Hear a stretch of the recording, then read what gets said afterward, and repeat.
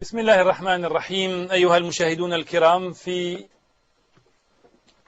وهران، في تمرست، في طهران، وفي إسلام آباد، وفي أديس أبابا، وفي داكار، وفي دونغولا وجوبا، وفي المكلا وسيئون وصلالة، وفي العيون والعين، العيون في المغرب والعين في الإمارات العربية المتحدة، وحيثما كنتم في أرض الله الواسعة، أحييكم أجمل تحية. السلام عليكم ورحمة الله تعالى وبركاته.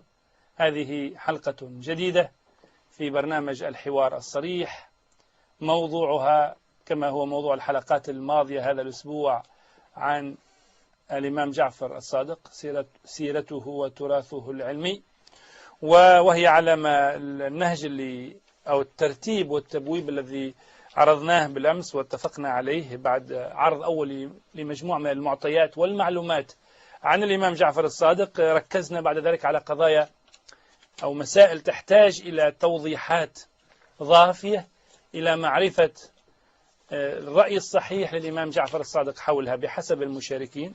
فأمس ركزنا على موضوع كيف نعرف، كيف نصل إلى الروايات الصحيحة عن الإمام جعفر الصادق. إذا قال الشيخ الخميس هنا مثلا أن هذه الرواية للإمام جعفر الصادق، كيف يقول له الأخ الأسدي أن هذه الرواية خاطئة؟ على أي أساس؟ ما هو منهجه في التصحيح وفي التخطئة؟ وهل هناك في الكتب أو في المذهب الجعفري كتب أو أدلة أو منهاج علمي لمعرفة الصحيح من الضعيف، من الباطل، من الموضوع في الأحاديث أو الروايات المنسوبة للإمام جعفر الصادق؟ هذا الباب بديناه بالأمس، وفاضل فيه مداخلة للأخ حسين الأسدي ومداخلة بالهاتف لأحد الإخوان اللي يعبروا عن رأي الأخ عايض الدوسري، وبه نكون استوفينا مداخلات المشاركين كلهم. بعد ذلك نطرح السؤال الجديد ونستمع فيه لرأي الضيوف. الضيوف هما في هذه الحلقات هما الأستاذ كما ذكرت قبل قليل الشيخ عثمان الخميس، اللي هو كاتب وباحث إسلامي كويتي متخصص في هذه الموضوعات التي نبحثها، وهو أيضا معه في هذه الجولة من جولات الحوار الأخ الأستاذ عايض الدوسري، الأستاذ في أستاذ الثقافة الإسلامية في جامعة الملك سعود في الرياض. وكما تعلمون أيضا يشارك معنا في هذه الجلسات مشاهدينا الكرام السيد الدكتور محمد الموسوي، الأمين العام لرابطة أهل البيت الإسلامية العالمية. ويشارك معنا الشيخ حسين الأسدي، الباحث الإسلامي أيضا المتخصص وبالذات في المذهب الجعفري وعلومه. وبالهاتف من قم يشارك معنا الشيخ علي الكوراني، الذي شارك معنا بالأمس بمداخلة أولية ثم بمداخلة في صلب موضوع حلقة أمس عن القرآن الكريم. وسوف نستمع لرأيه اليوم في موضوع أمس عن أمس كنا نتكلم أمس عن موضوع الروايات وتصحيحها والمنهج، واليوم عن موضوع القرآن الكريم تكون له مداخلة. كذلك إن شاء الله تكون في موضوع القرآن الكريم مداخلة للدكتور محمد بن يحيى النجيمي اللي وعدناه بالأمس وما أخذناه، وأيضا حتى مكالمته بالأمس راح يأخذها أحد الإخوان الآخرين. فإذا الدكتور النجيمي نحصل إن شاء الله في موضوع اليوم. الوقت كل أحد المشاركين يجاوب على السؤال بين 5 و10 دقائق، فمن يعني وفر علينا دقيقة دقيقتين نحن له من الشاكرين، من لم يفعل نحن له من المستمعين والشاكرين أيضا في الحالتين كلهم. فأهلا بكم مشاهدينا الكرام. وأنا عارف أنه عندنا منافسة شوية مع البطولة اسمها إيش، بطولة أوروبا للأمم في كرة القدم، لكن أنا متأكد أنه برنامجنا أجمل من المباراة اللي تبث الآن على الهواء مباشرة بين السويد وإيطاليا، وتقدروا تحصلوا أهداف السويد وإيطاليا بعدين في النشرات الرياضية. أما الكلام اللي تسمعوه هنا نادر ما حتحصلوه في أي مكان في العالم. فتابعوا معنا هذه الندوة وأهلا وسهلا بكم. وأهداف هنري لارسن تبع هداف منتخب السويدي إذا سجل اليوم إن شاء الله في آخر الليل كل الفضائيات حتبث الملخص. طبعا تعرفوا النتيجة النهائية من غير ما تضيعوا الوقت في الألعاب اللي مش حتوصل لحاجة.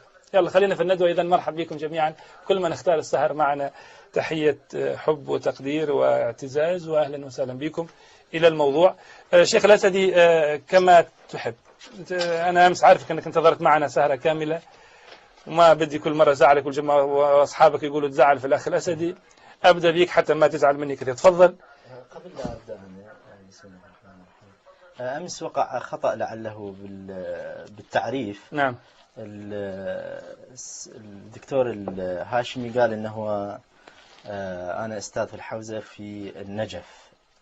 لا، واقعا أنا مش من النجف أصلا، لا درست في النجف الأشرف ولا درست في النجف الأشرف. دراستي كلها وتعليمي كله في قم المقدسة. في قم. هذا للتوضيح حتى لا يكون يعني. طيب يا سيدي، أهلا وسهلا بك. الآن يلا نبدأ، نتوكل على الله. الحلقة اليوم تبدأها إن شاء الله بداية طيبة إن شاء الله، والساعة أنك تسجل عندك إذا تحب، معاك الوقت أمامك وأنا مسجله أيضا، ونتوكل على الله. تفضل نسمع منك رأيك في موضوع الحصة. أرجوك أنت خاصة أنك آخر مداخلة في الجانب اللي أنت تمثله، أنك إن شاء الله تعطي للمشاهدين في النهاية خلاصة واضحة كيف يعرفون إذا جاءتهم عرضت عليهم رواية الإمام جعفر الصادق ما هو المنهج في اعتمادها أو عدم اعتمادها، وما هي أفضل المصادر التي يمكن أن يعودوا إليها للاعتماد. تفضل. بسم الله الرحمن الرحيم، والحمد لله رب العالمين، والصلاة والسلام على أشرف الأنبياء والمرسلين محمد وآله الطيبين الطاهرين. الحديث عن كيفية التعرف على تراث الإمام الصادق عليه السلام والمنهج الصحيح للتوصل إلى عقيدة هذا الإمام في واقع الأمر يدخل ضمن إطار التعرف على المنهج بشكل عام. المناهج التي عرفت داخل المدرسة الإسلامية أو داخل المدارس الإسلامية تنقسم إلى قسمين رئيسين. القسم الأول وهي المدرسة التي اعتمدت في أخذ العقيدة على أساس الرواية الصحيحة، والمقصود من الرواية الصحيحة هي تلك الرواية التي يكون رواتها ثقات، بغض النظر عن التعريف الحدي أو الرسم الذي يؤخذ فيها، لكن أن يكون رجالها ثقات أو عدول عند بعضهم. بالنسبة إلى هذا القيد، قيد العدالة أو الوثاقة أو أن يكون ضابطا عادلا إلى آخر القيود التي تؤخذ، هذه تعني أن يكون الراوي أن يكون عدلا أو أن يكون ثقة، بمعنى أن يكون ملتزما بظاهرة الصدق. وبالطبع إذا التزمنا بهذا المنهج معنى ذلك أن النتيجة التي نحصل عليها هو أن هذا الراوي ليس بمعصوم، وبالتالي يقع منه الخطأ ويقع منه الاشتباه ويقع منه الزلل، ولعله يكذب لكننا لا نعرف أنه قد كذب. هذه الحالة أورثت قضية مهمة، وهي أن النتيجة التي نصل إليها هي نتيجة ظنية، بمعنى أن العقيدة التي تحصل من هذه الرواية وهي صحيحة على المبنى هي عقيدة ظنية وليست عقيدة يقينية علمية. هذا المنهج هو الذي تبنته المدرسة السلفية أتباع ابن تيمية ومدرسته إلى الوقت المعاصر، بخلاف المدارس الإسلامية الأخرى من الأشاعرة والمعتزلة والأباضية والشيعة الإمامية الذين تبنوا منهج اليقين. مشكلة هذا المنهج وهو منهج أن العقيدة تؤخذ بالرواية، وإن كانت آحاد مجرد أنها صحيحة، أنها تكون ظنية، وحيث أنها ظنية تصطدم مع مجموعة من القواعد. أولا تصطدم مع العاقل باعتبار أن الإنسان كيف يستطيع أن يثبت الله تعالى، هذا دور كما يعرفه أهل الاختصاص. كيف يستطيع أن يثبت نبوة النبي صلى الله عليه وآله، هذا دور كما يعرفه أهل الاختصاص. بالإضافة إلى هذا أن هذه القضية تصطدم مع حقيقة قرآنية ثابتة، وهي أنه لا يجوز الاعتماد على الظنون في العقائد، ونجد أن القرآن قد أكد على هذه الحقيقة كما في قوله تعالى: وما لهم به من علم إن يتبعون إلا الظن وإن الظن لا يغني من الحق شيئا. ومن هنا تورط أصحاب هذا المنهج بمشاكل متعددة. واحدة منها أهم هذه المشاكل أن الرواية إذا صحت هذه الرواية تكون عقيدة. منها مثلا لو فرضا عند بعضهم قد صحت رواية الشاب الأمرد مثلا، هذه تكون عقيدة أن الله شاب أمرد عند بعضهم وليكن، أو الطعون في رسول الله صلى الله عليه وآله وسلم إذا صحت تكون عقيدة عنده. لماذا؟ لأنه عقيدته يأخذها بهذه الكيفية، كيفية ظنية معتمدة على الرواية الصحيحة وفقط. أما الاتجاه الآخر أو المنهج الآخر وهو منهج اليقين، بمعنى أننا لا نأخذ العقيدة سواء عن الصادق عليه السلام أو عن رسول الله صلى الله عليه وآله وسلم، أو في القضايا السابقة على هذا، كما في إثبات الخالق تعالى وفي إثبات وحدانيته وكذلك في إثبات نبوة نبينا محمد صلى الله عليه وآله. لا يمكن إثباتها إلا بالطرق اليقينية، إما بالعقل اليقيني وإما بالنقل اليقيني. والمقصود من اليقين هو العلم، الجزم، عدم التردد ولا لحظة واحدة، ولا يمكن للحظة واحدة أن يشك في تلك القضية. هذا هو المنهج بشكل كلي. ولذلك لا يصح لمن يريد أن يتعرف على تراث الإمام الصادق أن يرجع إلى كتب الحديث. لماذا؟ لأن كتب الحديث هي عبارة عن مادة خام، وإن كانت الرواية صحيحة من حيث السند، يعني سندها رجالها ثقات، لكنها لا تقبل. لماذا لا تقبل؟ لا تقبل لأنها تحتاج إلى مرحلة أخرى، مرحلة تمحيصها ومعرفة أنها متواترة متيقنة منها أو لا. أما مجرد وجود الرواية في كتاب من كتب الحديث لا يعني أن هذا من تراث الصادق عليه السلام. ولذلك إذا رجعنا إلى كلام السيد المرتضى أعلى الله مقامه في معرض الجواب عن جواز الرجوع في تعرف بعض الأحكام إلى رسالة المقنعة، وهي رسالة حديثية أو فقهية للمفيد، أو رسالة ابن بابويه، أو كتاب الكافي للكليني أو غيرها، ماذا يقول؟ يقول أن الرجوع في الأصول إلى هذه الكتب خطأ وجهل. لماذا خطأ وجهل؟ باعتبار أن الرجوع إلى هذه الكتب هو الرجوع إلى المادة الخام، وليس الرجوع إلى المكان الحقيقي الأصيل للعقيدة وهي كتب العقيدة. هذا بشكل عام. وللأسف الشديد ما عتبنا على أخواننا السلفية أنهم لا فقط أنهم لم يتعرفوا على منهج الآخر. ما هو منهج الآخر؟ نحن نعرف ما هو منهجهم. منهجهم هو هذا، القبول بالحديث الصحيح مهما كان وعلى أي كان. أما ما هو منهج الآخر؟ لم يتعرفوا على منهج الآخر، بل أكثر من هذا، أنهم لم يطبقوا حتى منهجهم على الآخر. أعني أنهم لم يطبقوا الروايات الصحيحة لأخذ العقيدة من الآخر. فمثلا رواية زرارة التي كررها الشيخ الخميس التي يقول فيها ضربت إلى آخره، هذه الرواية ساقطة من حيث السند. ولو رجعنا إلى كلام السيد الخوئي نجد أن السيد الخوئي يقول عن هذه الرواية: عجبت كيف أن الطوسي والكشي رويا هذه الرواية مع أنها، لاحظوا أخواني، مع أنها ساقطة في ذاتها وأن رجالها كلهم مجاهيل. فإذا كانت بهذا السقوط كيف يصح لهم أن يتمسكوا بمثل هذه الروايات الساقطة سندا التي لا يمكن الاعتماد عليها، مع أن المبنى العام لا يمكن الاعتماد على ذلك؟ بل أن المسألة أكثر من ذلك، قد تعدت وتجاوزت هذه المرحلة، تجاوزتها إلى مرحلة أنهم بدأ مرحلة البتر والقص والتقطيع والفهم المغاير وما شابه من ذلك. نسأل الله عز وجل أن لا يكون متعمدا منهم. أما بالنسبة إلى مسألة الاختلاف في تقييم الأحاديث عند الشيعة، أقول هذه مسألة نفتخر بها. نعم، هناك بعض العلماء يقول بصحة الرواية والآخر يقول بضعفها، وهذا منهج نفتخر به، لأنه مقتضى فتح باب الاجتهاد الذي أغلق في المدارس الأخرى من زمن طويل بأمر من السلطان. لكن هل لا يوجد اختلاف في المدارس الأخرى؟ نعم يوجد اختلاف. أخواني ارجعوا إلى كتاب تذكرة الموضوعات للحافظ الفتني صفحة 3، يقول 300 حديث الحافظ ابن الجوزي وضعها في الموضوعات، التفتوا، جعلها في الموضوعات، وهي موجودة في البخاري ومسلم وبقية الصحاح والمسانيد. أخواني، عند حافظ هي موضوعة وعند حافظ آخر هي في كتاب البخاري ومسلم، فهذا اختلاف أشد منه لا يوجد. أما بالنسبة إلى قول الأخ عائض يقول كيف يروي عن فاطمة هذا العدد، يروى عن فاطمة هذا العدد القليل وعن الجواد هذا العدد القليل، 200 رواية فقط. أقول له يا أستاذ عائض ارجع إلى كتاب الكافي، ارجع إلى كتاب البخاري وكتاب مسلم، لم يروي عن فاطمة ولا رواية واحدة.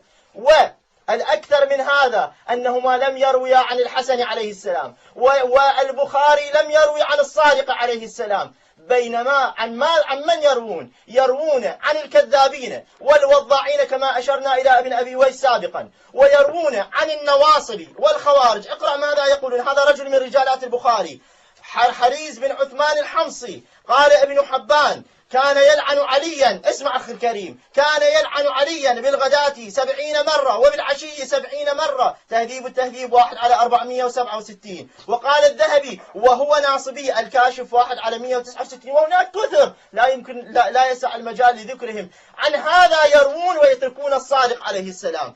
انظر إلى رسول الله ماذا يقول. يقول أن الناصب لعلي الذي يبغض عليا ماذا يقول عنه؟ منافق، كما في صحيح مسلم: يا علي لا يبغضك إلا منافق، لا يحبك إلا مؤمن، ولا يبغضك إلا منافق. وأما الخوارج فحدث ولا حرج، هم في البخاري ومسلم وغيره، يروون عن ماذا؟ عن عمران بن حطان. أخي بقيت دقيقة بزيادة، الآن 7 يعني الآن انتهت 10 دقائق، لكن أعطيك دقيقة زيادة عشان تكمل فيها الجملة الأخيرة اللي عندك. نعم. أما بالنسبة إلى قضية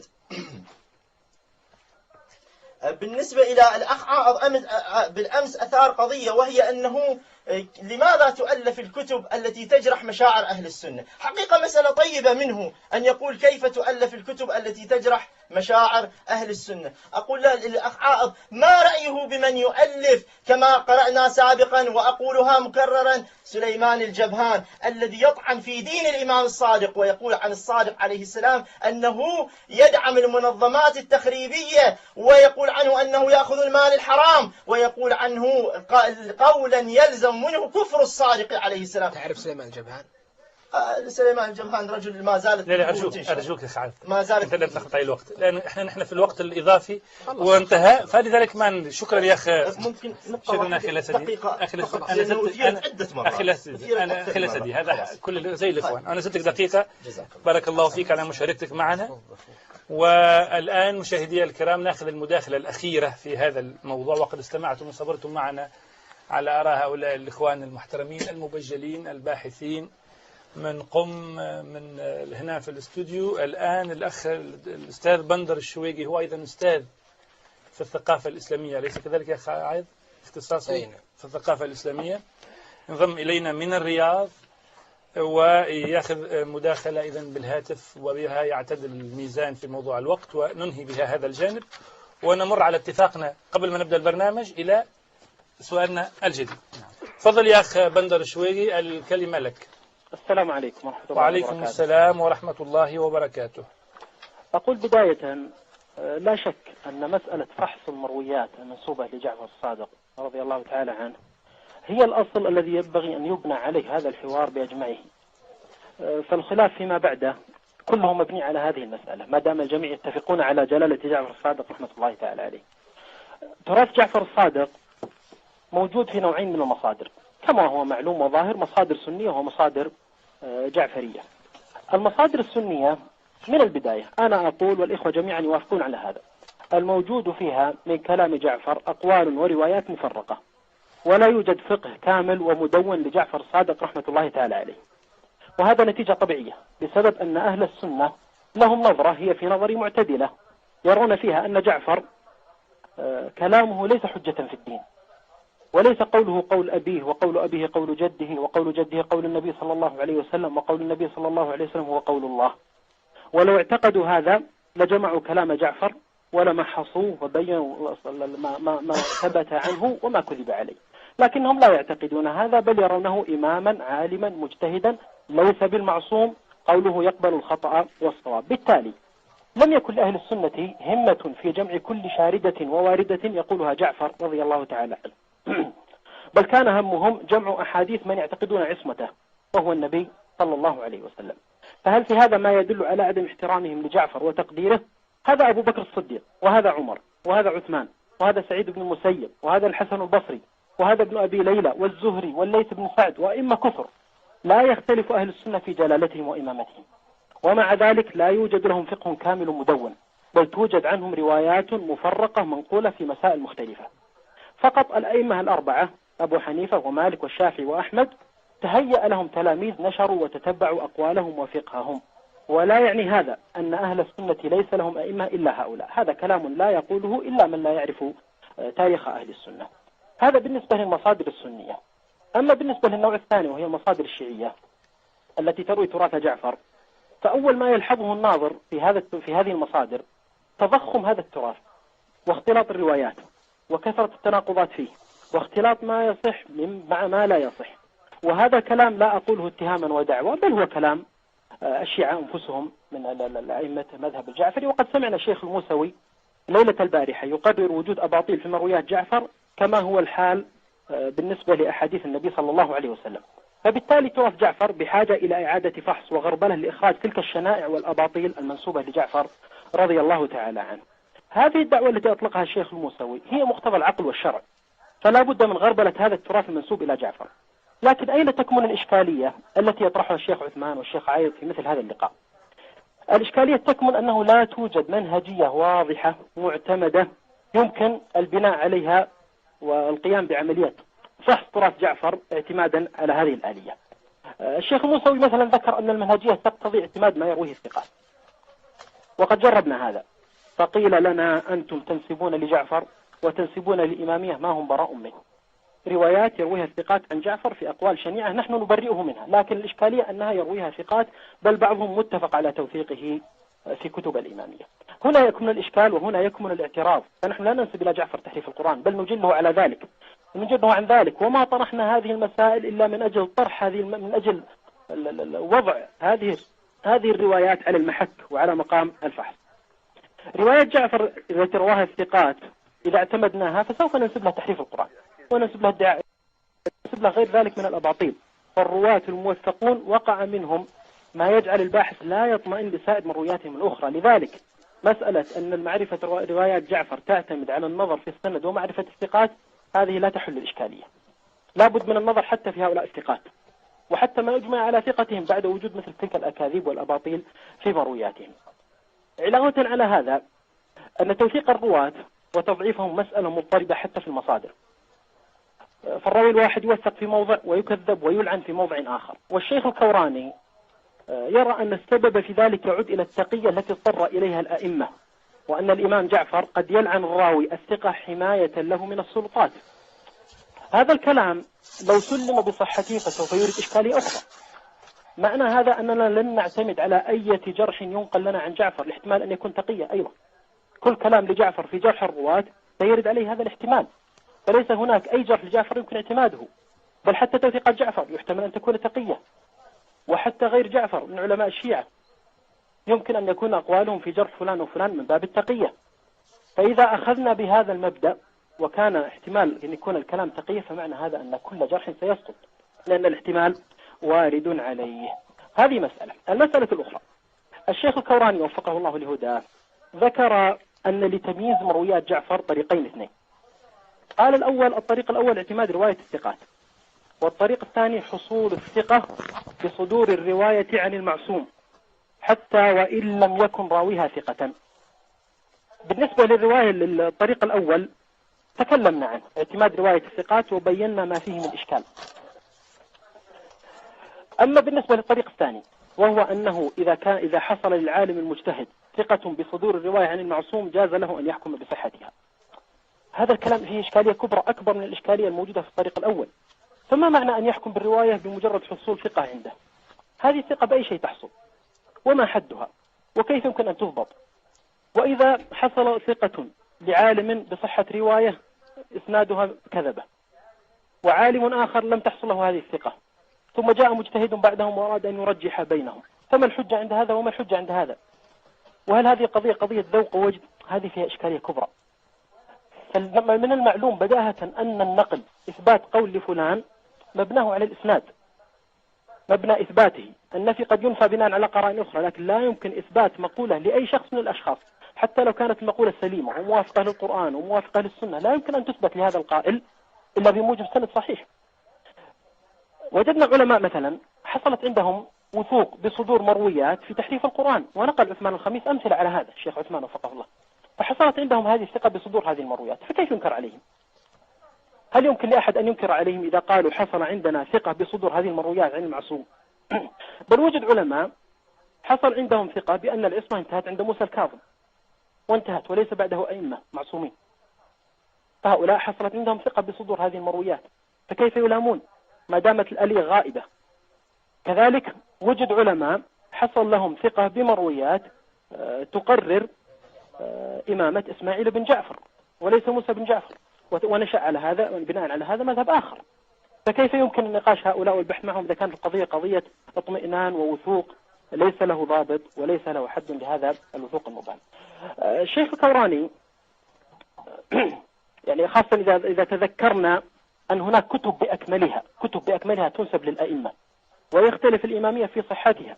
كتاب صحيفة الرضا بالأمس، كتاب سليم بن قيس الذي أثبته الشيخ الكوراني والخوئي ينفيه، وكتاب مصباح الشريعة للصادق، كتاب تفسير العسكري، وهذه مليئة بنصوص عن أئمة معصومين، قولهم قول آبائهم، وقول آبائهم قول رسول الله، وقول رسول الله قول الله، والذي يرد على قول المعصوم يكون رادا على الله.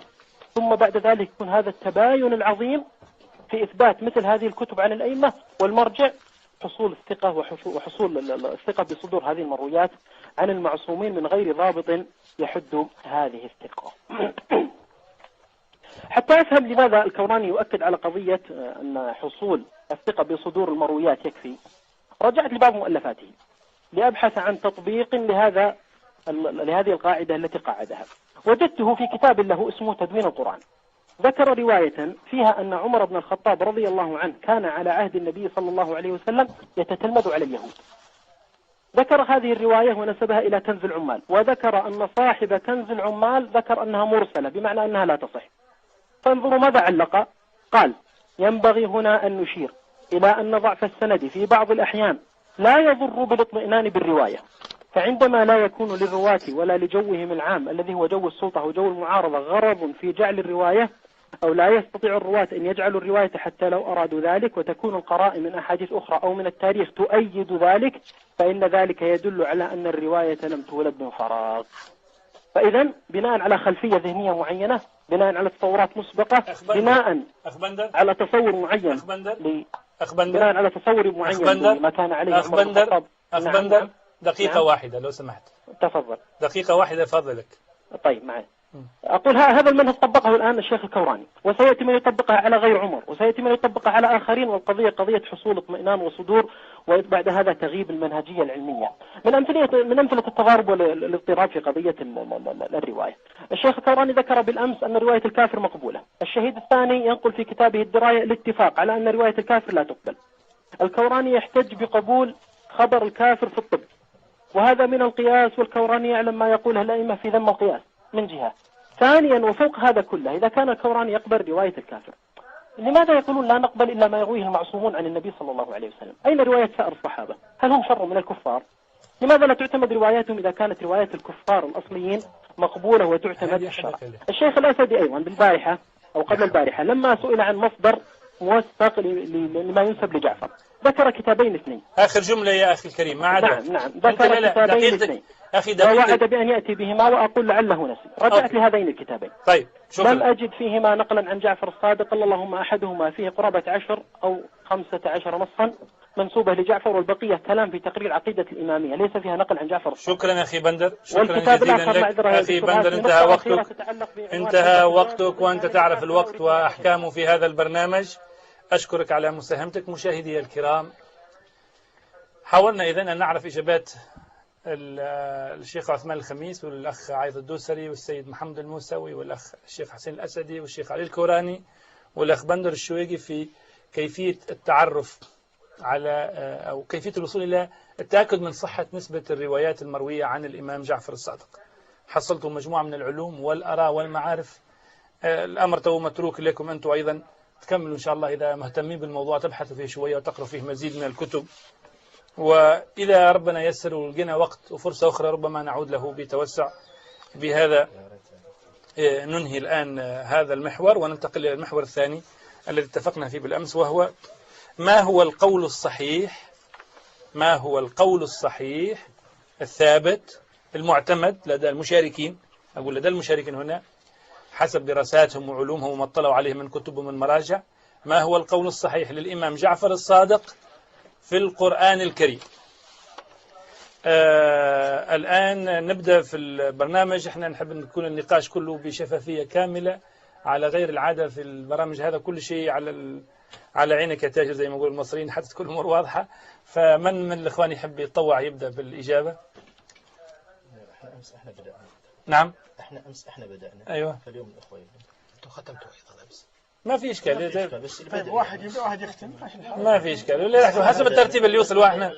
الأخ عايز تحب تبدأ؟ الأخ بندر الآن انتهى فيكون شيء بعده. طيب ماشي. كويس. أي سيد المستوى تفضل. لأن هو أحسن دائما يكون توزيع بين واحد أحسن.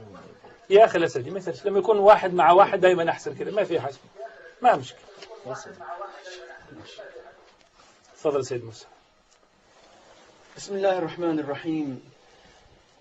الحمد لله الذي هدانا لهذا وما كنا لنهتدي لولا أن هدانا الله. لقد جاءت رسل ربنا بالحق، ربنا آمنا بما أنزلت واتبعنا الرسول فاكتبنا مع الشاهدين. ربنا لا تزغ قلوبنا بعد إذ هديتنا وهب لنا من لدنك رحمة إنك أنت الوهاب. هذا الحوار إذا استمر حوارا فهو ظاهرة صحية. نتمنى أن يستمر حوارا يقدم فيه كل فريق دليلا مبتنيا على أسس صحيحة وليس على أحاديث مرفوضة أي ضعيفة أو مكذوبة أو مختلقة أو مبتورة. حوار من هالقبيل يمكن أن يأخذنا كمسلمين إلى مراتب أفضل من وضعنا الحالي. طيب سيد موسى لو سمحت بالله دقيقة، خليني نوقفك هنا في هذه الدقيقة الأولى حتى في موضوع ضبط الحوار والمنهجية. نعاود نأكد على حاجة معينة. الآن أنا أريد أن نطلب من كل الإخوان طلب اتفقنا فيه أمس قبل الحصة ونواصل فيه. نحن الآن هدفنا الرئيسي هو التعرف على آراء الإمام جعفر الصادق. نحن من الممكن أن نتعرف على آراء أي عالم تاني. ممكن نجي نحكي على الإمام علي بن أبي طالب وندرسه. ممكن ندرس ابن تيمية كما فعلنا في مرة سابقة. ممكن ندرس عالم معاصر، ندرس جمال الدين الأفغاني ولا محمد عبده. أنا أريد إذا أمكن من الإخوان تساعدوني في أن النقاش يكون سؤال الحلقة اليوم هو روايات جعفر الصادق. يا ريت حد من الإخوان، يا ريت أتمنى عليكم باسم المشاهدين أن تكون عندكم الروايات الصحيحة للإمام جعفر. قولوها، ناقشوها، لأنه ما يفضل شيء. أنا أخاف نضيع في الثانويات وبعدين نجي آخر الوقت تكونوا كلكم تكلمتوا كل واحد 10 دقائق، لكن ما في حد عرض الرواية الصحيحة لجعفر الصادق وعلق عليها قال صحيحة ولا مش صحيحة. فأنا أناشد الإخوان أن يبدوا، وأطلب وربما أضطر يعني باسم المشاهدين وباسم إدارة الندوة أنني إذا وجدتنا الإخوان عاوزين يضيعوا 10 دقائق في حاجات أخرى اللي شكلها تسجيل نقاط على بعض ودون ما يجاوبوا على السؤال، هذا مش كويس. أنتم عندكم 10 دقائق وأنا حسب لك من البداية من جديد، بشرط أنه أول الكلام يكون في الإجابة على السؤال واضح. إذا في أي أمور تفريعات وفيه تأويل أن لها علاقة بالموضوع تأتي لاحقا، لكن جاوبونا على السؤال بشكل مباشر حتى السادة المشاهدين يستفيدوا. ونبدأ من جديد الآن، وقتك تفضل. الإمام جعفر الصادق عليه السلام في كل أحاديثه التي يذكر فيها القرآن الكريم يؤكد كما أكد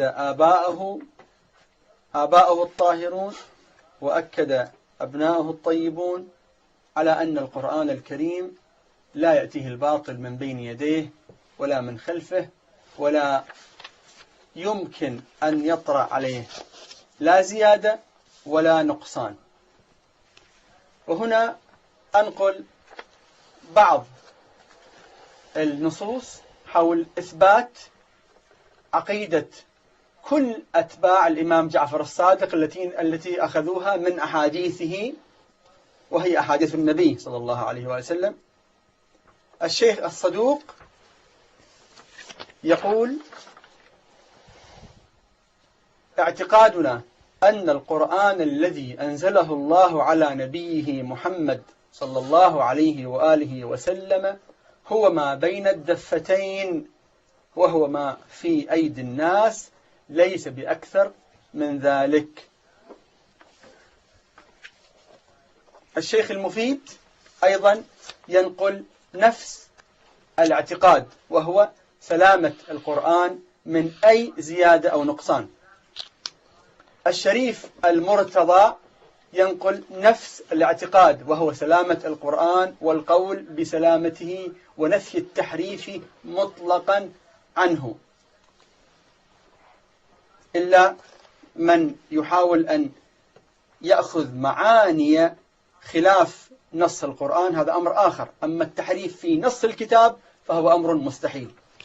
الشيخ الطوسي أيضا ينقل سلامة القرآن والعقيدة الصحيحة بأننا نعتقد نفي التحريف، ويقول أيضا: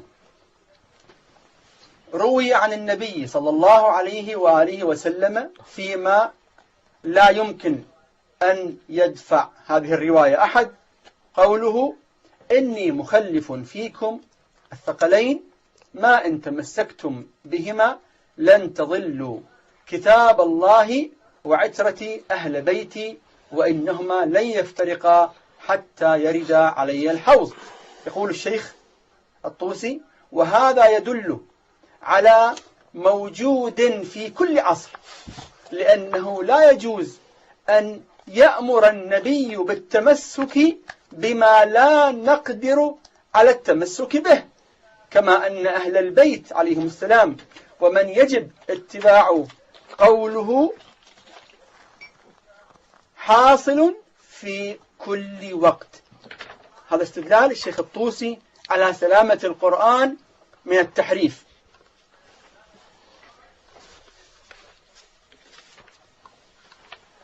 أيضا الفيض الكاشاني ينقل هذه العقيدة، عقيدتنا في أن القرآن سالم من أي تحريف، ويقول: قد استفاض عن النبي صلى الله عليه وآله وسلم والأئمة عليهم السلام حديث عرض الخبر المروي على كتاب الله ليعلم صحته بموافقته له، ويعلم فساده بمخالفته.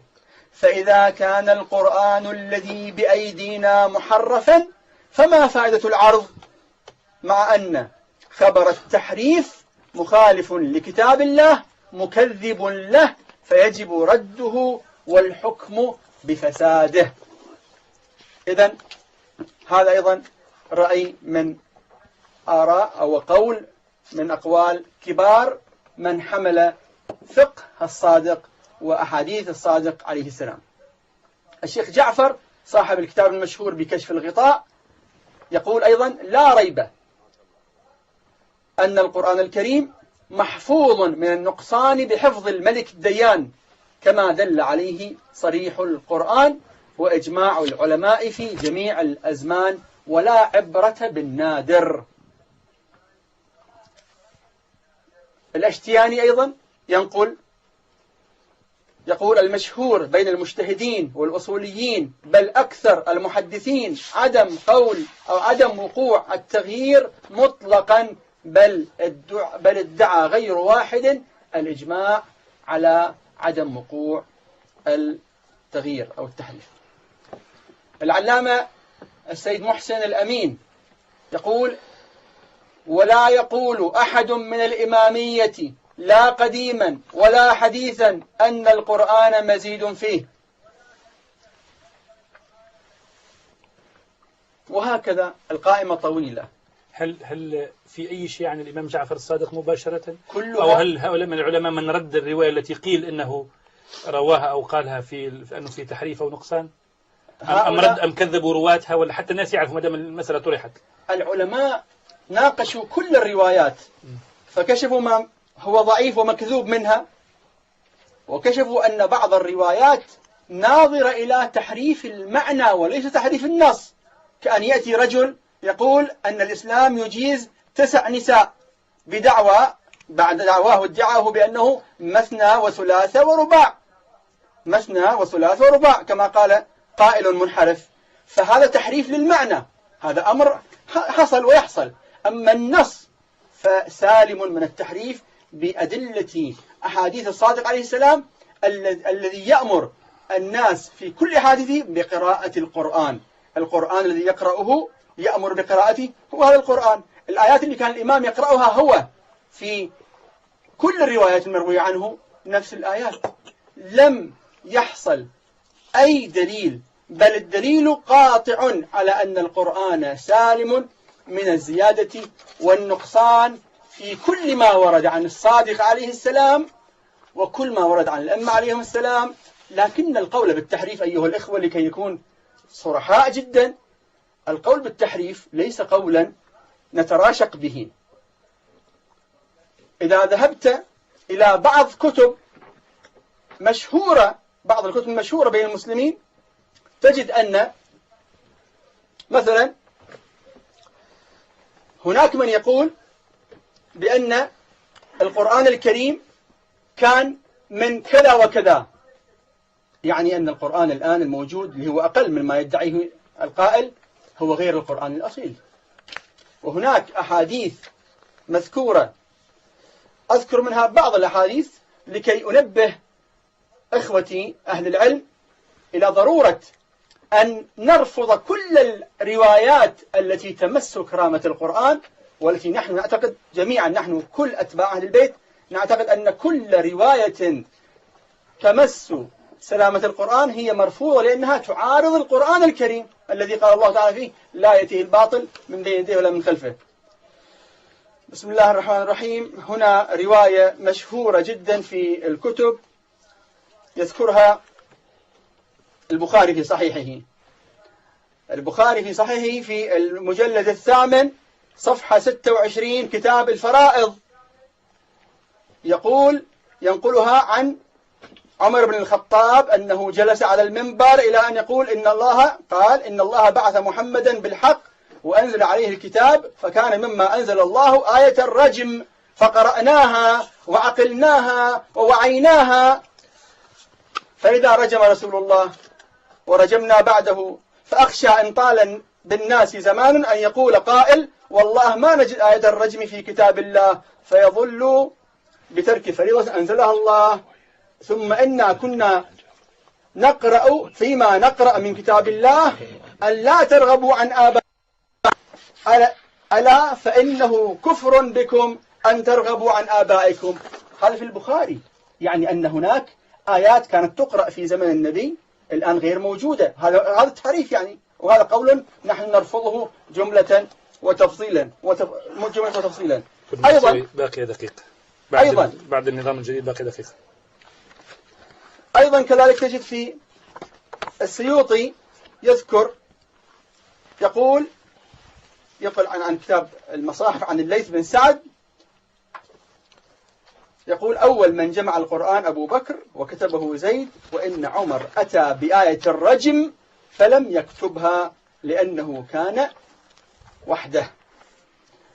هناك أيضا أحاديث في الكتب المشهورة أن سورة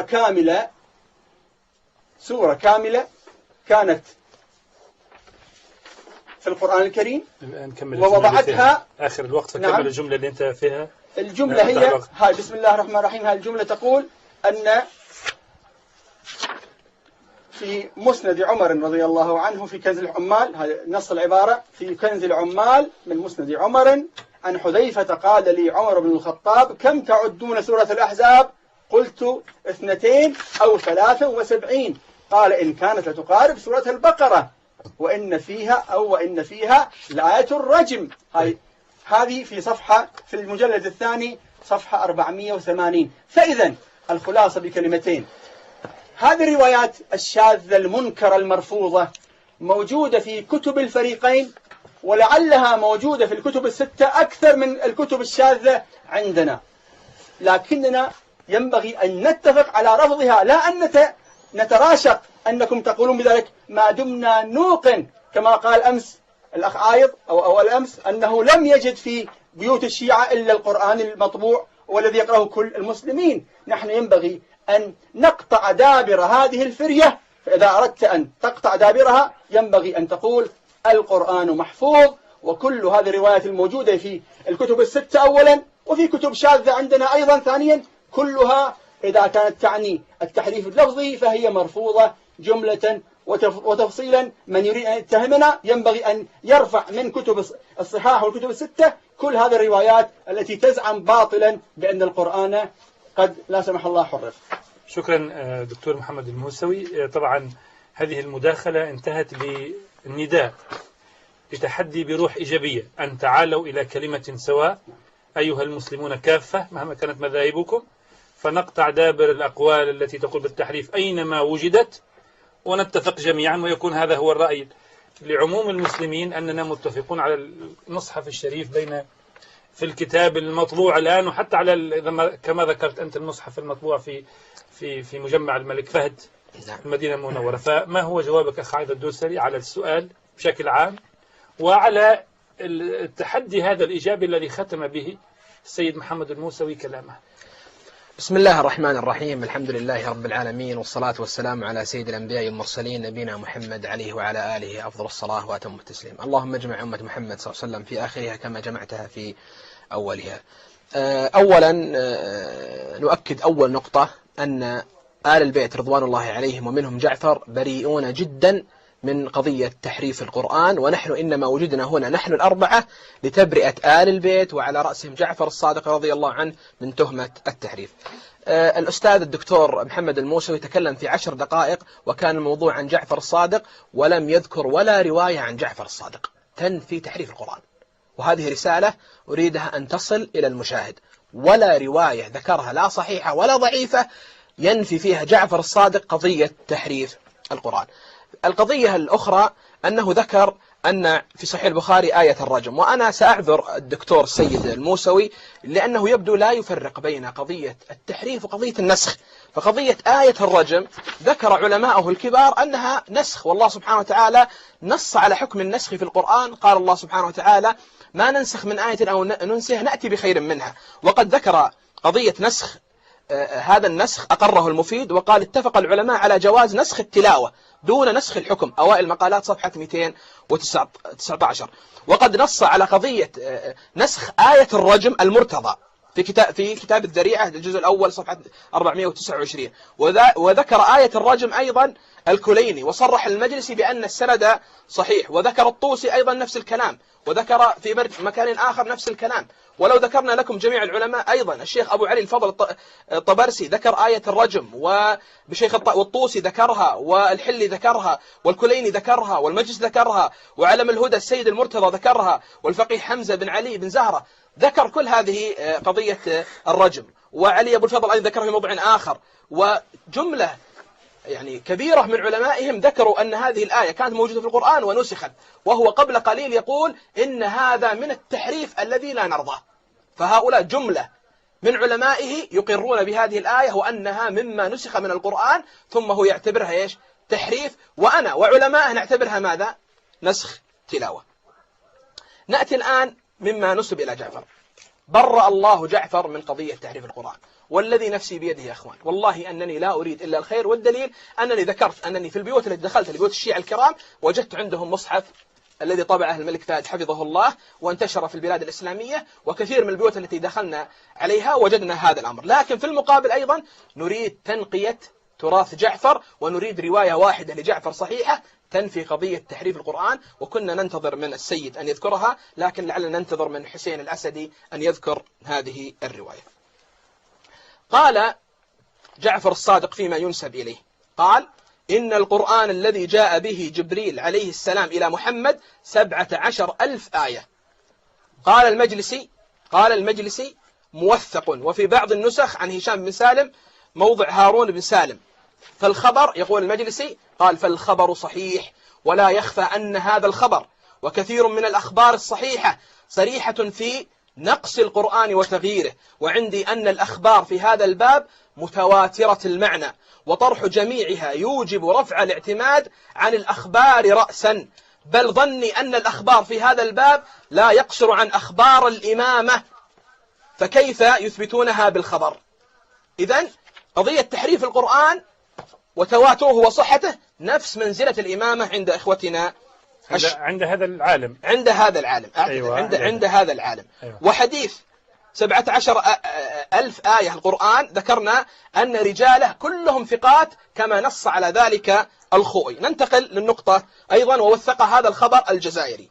ننتقل للنقطة الأخرى أيضا، هم يجعلون روايات التحريف متواترة ومستفيضة وصحيحة، وممن قال بهذه الأشياء المفيد أبو الحسن العاملي، نعمة الله الجزائري، المجلسي، سلطان الخرساني، العلامة عدنان البحراني، الخوئي. إذا انتهيت أقرأ لكم، اختر لي أي عالم أقرأ لك. تقرأ أشخاص خلي يكمل أرجوك خلي يكمل أخي السيد، أرجوك خلي يكمل. إذن أعيد النقطة، أقول الذين قالوا بأن هذه الروايات تحريف القرآن متواترة مستفيضة صحيحة، من قال بعض هذه الأشياء: المفيد، أبو الحسن العاملي، نعمة الله الجزائري، المجلسي، سلطان الخراساني، العلامة عدنان البحراني، الخوئي، الطبرسي، المازندراني، عبد الله شبر، الحر العاملي. بل الأخطر من ذلك، ولا حول ولا قوة إلا بالله، والله ما كنا نريد أن نقول مثل هذه الأمور، أن القول بتحريف القرآن أصبح من ضروريات المذهب، ونص على ذلك أبو الحسن العاملي والعلامة عدنان البحراني وهاشم البحراني. أيضا ما غير ذلك، نصوا أن التحريف هو الإجماع، ونص على ذلك العلامة عدنان البحراني والشيخ يحيى تلميذ الكركي والمفيد. بعد وش غير ذلك؟ نص مجموعة من علمائهم، منهم نعمة الله الجزائري، مجموعة من العلماء نص مجموعة من العلماء وهم نعمة الله الجزائري والطبرسي والعالم الهندي أحمد سلطان، بأن من نفى التحريف إنما نفاه بأي سبب؟ للتقية. فإذا كان جعفر يلعن زرار التقية، فمن يقول بعدم التحريف إنما يقوله للتقية. طيب، هل ممكن أن تعطينا بعض الأسماء التي قالت بالتحريف؟ نقول سنعطيكم جملة من هؤلاء. شيخ المفسرين علي القمي، وله كتاب حشاه برواية التحريف وقد صح جميع أسانيدها، العلامة المرجع الخوئي. إذن علي القمي قال بالتحريف، الجزائري قال بالتحريف، الكليني قال بالتحريف، الكاشاني قال بالتحريف، الطبرسي أحمد بن منصور، المجلسي، المفيد، أبو الحسن العاملي، سلطان الخراساني، عدنان البحراني، يوسف البحراني، النوري الطبرسي، حبيب الله الخوئي، الميثم البحراني، العياشي، محمد بن حسن الصفار، ابن عصفور الدرازي، المقدس الأردبيلي، كريم الكرماني، دلدار علي، محمد تقي الكاشاني، عبد الله شبر، المازندراني، الحر العاملي، عباس القمي، عباس الكاشاني. طيب، هل قضية تحريف القرآن عند بعض إخواننا قضية خطيرة؟ لا، ليست قضية خطيرة. هذا كتاب آراء حول القرآن لمرجع كبير وآية الله العظمى الفاني الأصفهاني، يسأل سؤال صفحة 86 فيقول: هل يترتب على القول بالتحريف مفسدة؟ يقول لا. وفي صفحة 87 ماذا يقول؟ يقول: هل الاعتقاد بتحريف القرآن مخل بالمذهب؟ يقول لا. ثم يقول: فيجب علينا ألا نبادر بالتجاسر على القائل بالتحريف. يقول يعني لا نتهجم على القائلين بالتحريف، بل القائل به إنما ترجح بنظره التحريف لأجل الروايات. ثم يقول ماذا؟ إنه تورع في الدين وحذر من التشكيك في الأخبار الواردة عن أهل البيت، وإن ضعفت أسانيدها وحفظا لظواهرها وإن خالت العقل، فتجد في كلام القائلين بالتحريف أنه لو لم نأخذ بتلك الأخبار فبأي شيء نثبت الإمامة والأحكام الشرعية. إذن إثبات التحريف فرع عن إثبات الإمامة أو العكس. وحتى لا أكون أيضا مجازف، هذا كتاب مفاتيح الجنان، لا أظن أي بيت شيعي يخلو من هذا الكتاب. افتحوا صفحة 66، كل يوم جمعة أعمال نهار يؤديها الشخص ويقرأها. تجدون في أعمال نهار يوم الجمعة العمل السابع أنك يجب أن تقرأ آية الكرسي على التنزيل، ليس كما هو في المصحف المطبوع، وإنما هو آية أخرى، حيث قال العلامة المجلسي: آية الكرسي على التنزيل على رواية علي بن إبراهيم والكليني: الله لا إله إلا هو الحي القيوم لا تأخذه سنة ولا نوم له ما في السماوات وما في الأرض وما بينهما وما تحت الثرى عالم الغيب والشهادة الرحمن الرحيم. هل هذه آية الكرسي؟ هذه آية الكرسي على التنزيل. التفسير يا أخي على التنزيل. شوف أنا ما قطعت. أنت قصدك النص التنزيل ولا التفسير؟ على التنزيل. هذا شوف تفسيرها على التنزيل. طيب هذا تفسير العبارة. طيب هذا ما يأخذ من وقتي. وهذا كتاب إيش؟ تفسير القمي، شيخ المفسرين. افتح الجزء الأول، افتحوا صفحة 31. يقول: القرآن منه ناسخ ومنه منسوخ، ومنه محكم، ومنه متشابه، ومنه عام، ومنه خاص، ومنه تقديم، ومنه تأخير، ومنه معطوف، ومنه حرف مكان حرف، ومنه خلاف ما أنزل الله. طيب غيره، وش غيره؟ تفسير البرهان، هذا تفسير البرهان. المقدمة الثانية، ماذا يكتب في المقدمة الثانية؟ في بيان ما يوضح وقوع بعض التغيير في القرآن. يقول: صفحة 62: اعلم أن الحق الذي لا محيص عنه بحسب الأخبار المتواترة الآتية. أنت تريد التوثيق؟ هذا هو التوثيق. اعلم أن الحق الذي لا محيص عنه بحسب الأخبار المتواترة الآتية وغيرها أن هذا القرآن الذي في أيدينا قد وقع فيه بعد رسول الله صلى الله عليه وآله وسلم شيء من التغيير، وأسقط الذين جمعوه بعده كثير من الكلمات والآيات، وأن القرآن محفوظ عما ذكر الموافق لما أنزله الله ما جمعه علي رضي الله عنه. ماذا أيضا؟ هذا كتاب فصل الخطاب في تحريف كتاب رب الأرباب، أحد كبار أئمتهم. كل هذا الكتاب كبار الأئمة والعلماء، أحد كبار الأئمة والعلماء. كل هذا الكتاب شحن لإثبات التحريف، لكنني والله ما توقعت أن تصل الجراءة إلى أنه يقول إن في القرآن آيات سخيفة. هذا الكتاب مخطوط، اقرأ هذا الكلام. وأنا أعطيت حسين الأسدي، الشيخ حسين الأسدي، نص ليوسف البحراني، وأنا أدعوه وأنا أعرف أنه لن يقدر أن يقرأ النص الذي كتبه يوسف البحراني في القرآن، وأنا أدعوه أن يقرأ هذا النص حتى نعلم مقدار الثقل الأكبر. وهذا يقول وعلى اختلاف النظم كفصاحة بعض فقراتها البالغة حد الإعجاز وسخافة بعضها الأخرى. سخافة يعني الضعف، رجع للغة. طيب خلاص، ما مشكلة، خلاص ما هي مشكلة. إذن القرآن في آية، القرآن في ضعف. هذا رأيك. وهذا رد عليه عشرات العلماء. وهذا كتاب الأنوار النعمانية لنعمة الله الجزائري. ماذا يقول؟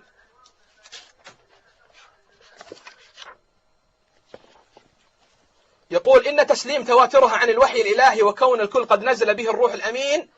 اسمع يا أخوان، الجزء الثاني صفحة 357: يفضي إلى طرح الأخبار المستفيضة بل والمتواترة الدالة بصريحها على وقوع التحريف في القرآن. ثم ماذا يقول؟ ثم يقول، اسمعوا هذه نصيحة يوجهها للجميع، قال: الأخبار الواردة بهذا المضمون كثيرة جدا، وعليك بسلوك الجادة والإنصاف وخلق رفقة العناد. يقول لا تعاند وأنت ترد مثل هذا الكلام. فإذا ما هي إلى ماذا تصل الآن أنا أختم بهذا الكلام. وهذا كتاب الأنوار الوضية للشيخ بن عصفور الدرازي ينص أن القرآن الذي بين أيدينا ليس سالما من التحريف والنقصان. الدليل لمن يشاء لأن الوقت طيب. خلاصة ماذا تطلب الآن وماذا تقول وماذا تريد أن تختم كما ختم الأخ المسلم؟ أقول يا إخوان والله الذي لا إله غيره، لا يهمني أن يظهر الحق للسلفية أو لأهل السنة أو للشيعة. أنا أقول نحن أمة اجتمعت على ماذا؟ على كتاب الله سبحانه وتعالى. يجب أن نكون صادقين. والله لو في صحيح البخاري رواية فيها أن القرآن محرف والله لأمسكه وأرميه فيها. واضح؟ فيه. طيب، فإذا كان فيها جب لي هذه الآية. فأنا أريد رواية من جعفر الصادق رضي الله عنه، يعني فداه نفسي والله، أنا أريد آية يعني حديث واحد عن جعفر صحيح ينفي التحريف بنص قاطع. فأنا أدعو المسلمين إذا ضحينا بالقرآن وش يبقى لنا؟ فأنت طالب منهم أن يجيبوا لك رواية عن جعفر، أنت تطلب رواية عن جعفر الصادق ويكونون صادقين. يعني لماذا تطبع هذه الكتب؟ شوف هذه طبعة حديثة، ليش يطبع الكتاب هذا؟ وليش يطبع هذا الكتاب؟ إذا أنت تطلب تأكيد رواية عن جعفر الصادق بمنع التحريف، وتطالب بمنع بعدم إعادة طباعة الكتب. علي الخامنئي رجل منصف. أيوة. هذه رسالة عن الحوزة العلمية، تكلم بهذا الواقع وقال يعني أننا يعني اعتزلنا عن القرآن وتركنا القرآن، لذلك وقعنا في مشاكل كثيرة. وقت إضافي. طيب أوكي خلاص فهم. فهذا الكتاب شاهد فيه علي الخامنئي ومحمد حسين فضل الله. يا أخي صدقني ومحمد المدرسي قال إننا نحن نعتزل القرآن ولا نهتم بالقرآن. يا سنة دقيقة ليش بالله لحظة تفضل. 8:14 لعايد الدوسري، وقطعت وأنا وقفت في نصف الحديث. لحظة، وقفت في نصف الحديث وأعطيت للسيد الموسوي قبله. شوف وقت السيد الموسوي. لا 7 و58 بديت، وعودت بديت له بعدين لأن سألته من 8 و1 وديته أكثر من. فأرجوك أخي العزيز الله يرضى عليك. انتهيت ولا لسه؟ لا انتهيت خلاص. طيب أنا أريد من الأستاذ حسين الأسدي يقرأ نص يوسف البحراني. لا خلاص مش حقرأ بعد شوي. ما هو تقدر تقرأ؟ ما أنت قريت نص. أنا أقرأ. جيب لي أي نص. أرجوك الآن دور الشيخ على القرآن. أنا أعطيك الآن لحظة أرجوك مجمع الزوائد. أنا أطالب احتراما للقرآن أن يقرأوا نص يوسف يوسف البحراني قدام الناس، أو يتبرأوا من يوسف، أو يتبرأوا من هذا النص. يا أخي أنت وضحت رأيك، يا أخي أنت وضحت رأيك. خلاص يا أخوانا لا، يا أخوانا وضحت رأيك. اسمع، جيب لي نصوصهم، جيب لي نصوص. أنا أريد تقرأ النص. تستطيع تقرأ ولا لا؟ تستطيع ستطعن في أم المؤمنين؟ يا أخوان تطعن فيها؟ يا أخوان تطعن فيها؟ يا أخي دوسري اسمعني. لا أنا أحترمك يا شيخ حسين وأجلك. ما رأيك بهؤلاء لما لا تعرض في أم المؤمنين، لا تعرض فيها. يا أخي الأسد، يا أخي إذا أردت أن لا تستفز بالمشاعر. يا خالد الدوسري مشاهدينا الكرام، نعود إليكم بعد الفاصل ونستمع لرأي الشيخ علي الكوراني في جوابه على سؤال الحلقة، فأرجو أن تواصلوا السهرة معنا في قناة المستقلة. بسم الله الرحمن الرحيم. أيها المشاهدون الكرام، أهلا بكم إلى الحوار الصريح، إلى هذه الندوة العلمية، إلى هذه الجامعة العلمية المفتوحة التي يتم الحوار العلمي فيها بحرية النظر، والتي يؤمل أن يؤدي الحوار الحر فيها إلى معرفة أكثر بموضوع النقاش، وإلى ترويج ثقافة التسامح والتعددية واحترام الرأي والرأي الآخر، وتطوير النهج الحواري والنهج الديمقراطي في العالم العربي بشكل عام. الشيخ علي الكوراني، الوقت وقتك والدور دورك، والسؤال الحلقة هو: ما هو القول الصحيح للإمام جعفر الصادق في أمر صحة أو تحريف القرآن الكريم؟ ولماذا في ضوء ما قيل تطبع كتب أو يعاد طباعة كتب تقول أو تذهب إلى القول بأن تحريف القرآن متواتر أو مجمع عليه؟ تفضل. شكرا. بسم الله الرحمن الرحيم. الحمد لله رب العالمين، وصلى الله على سيدنا ونبينا محمد وآله الطاهرين. اللهم إني أتوجه إليك بنبيك محمد وآله أن تشرح لي صدري وتيسر لي أمري ولجميع المؤمنين. آمين. بالنسبة لتحريف القرآن، أوصى النبي صلى الله عليه وآله الأمة باتباع ثقلين: أهل البيت والقرآن. ولا بد أن يكون القرآن مجموعا وموجودا، وأهل البيت عليهم السلام خاضوا معركة لعدم تحريف القرآن. كان هناك اتجاهات لتحريف القرآن وما زال الآن عندنا فتاوى في كتبهم بأن القرآن يجوز تحريفه، مو بس محرف، يجوز تحريفه. أولا الإمام الصادق سلام الله عليه لما حذفوا البسملة، والآن كلهم حذفوا البسملة، قال: قاتلهم الله، عمدوا إلى أعظم آية.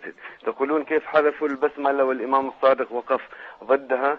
يقول ابن قدامة الحنبلي في المغني 1/522: وروي عن أحمد أنها ليست من الفاتحة ولا آية من غيرها، ولا يجب قراءتها في الصلاة، وهي المنصورة عند أصحابه، وقول أبي حنيفة ومالك والأوزاعي وعبد الله ابن معبد الرماني. البسملة طارت. الإمام الصادق عليه السلام يشن حملة على هؤلاء. عمر أضاف سورتين إلى القرآن. إلى الآن يفتي ابن تيمية بأنه يجوز أن توضعا في القرآن. يقول ابن تيمية في جامع الرسائل صفحة 160: وكذلك بعض العلماء أنكروا حروفا من القرآن كما أنكر بعضهم إلى آخره. يقول: وبعضهم كان حذف المعوذتين، وآخر يكتب سورتي القنوت، وهذا الخطأ معفو عنه بالإجماع. اكتبوا سورة الحفد والخلع، إذن يجوز. هذه معركة أهل البيت سلام الله عليهم ومعركة الإمام الصادق. أيضا الأحاديث الصحيحة الكثيرة عن الإمام الصادق سلام الله عليه في سلامة القرآن، وأن كل شيء يرد إلى هذا النص، هذا القرآن. في الكافي 1/220 من مجموعة أحاديث بأن القرآن، يعني القرآن الفعلي مقياس، كل شيء اقرأوا القرآن وقيسوا عليه، كل شيء مردود إلى كتاب الله والسنة، وكل حديث لا يوافق كتاب الله فهو زخرف. بعد يقول الشيخ عايض أنه الشيعة دخلت إلى بيوتهم فلا يوجد إلا نسخة القرآن. شكرا. هل رأيتهم يقرؤون آية الكرسي كما في هذه الرواية الشاذة؟ يقول: أنا حاضر أمزق أي كتاب. تفضل مزق مسلم. عائشة تقول: مسلم 467: كان فيما أنزل من القرآن 10 رضعات معلومات يحرمن، ثم نسخن ب5 معلومات، فتوفي رسول الله وهن فيما يقرأ من القرآن. من نسخهم بعد؟ الشيخ عايض بنسخهم، ما نسخت.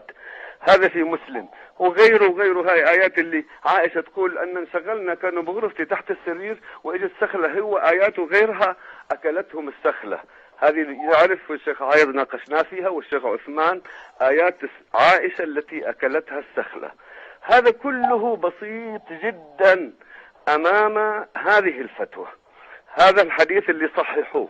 ليس المسألة الروايات التي عندهم تقول أن القرآن كان 3 أضعاف و5 أضعاف، هذه كثيرة. وهذه الرواية من أحمد، صفحة مجلد 4 صفحة 30، والحديث صحيح. يقول فيه عمر: كل القرآن يروي عن النبي صلى الله عليه وآله، كل اقرأ كما تريد، بس لا تجعل آية الرحمة عذاب والعذاب رحمة، يعني غير الألفاظ. يقولون لها تفسير، لا، تعالوا شوفوا كيف أفتوا فقهيا. أفتى الفقهاء بجواز، مثل ما أن التشهد قالوا يجوز أن التشهد نغير فيه، ويجوز أن القرآن يغير فيه أيضا، نغير ونحرف بمعناه، بس لن نقلب العذاب رحمة والرحمة عذاب. وهذه موجودة في كل الفتاوى الفقهية، كتبهم الفقهية، يجوز تغيير آيات القرآن ولا مانع من ذلك. إذن هذه التي تحتاج إلى معالجة.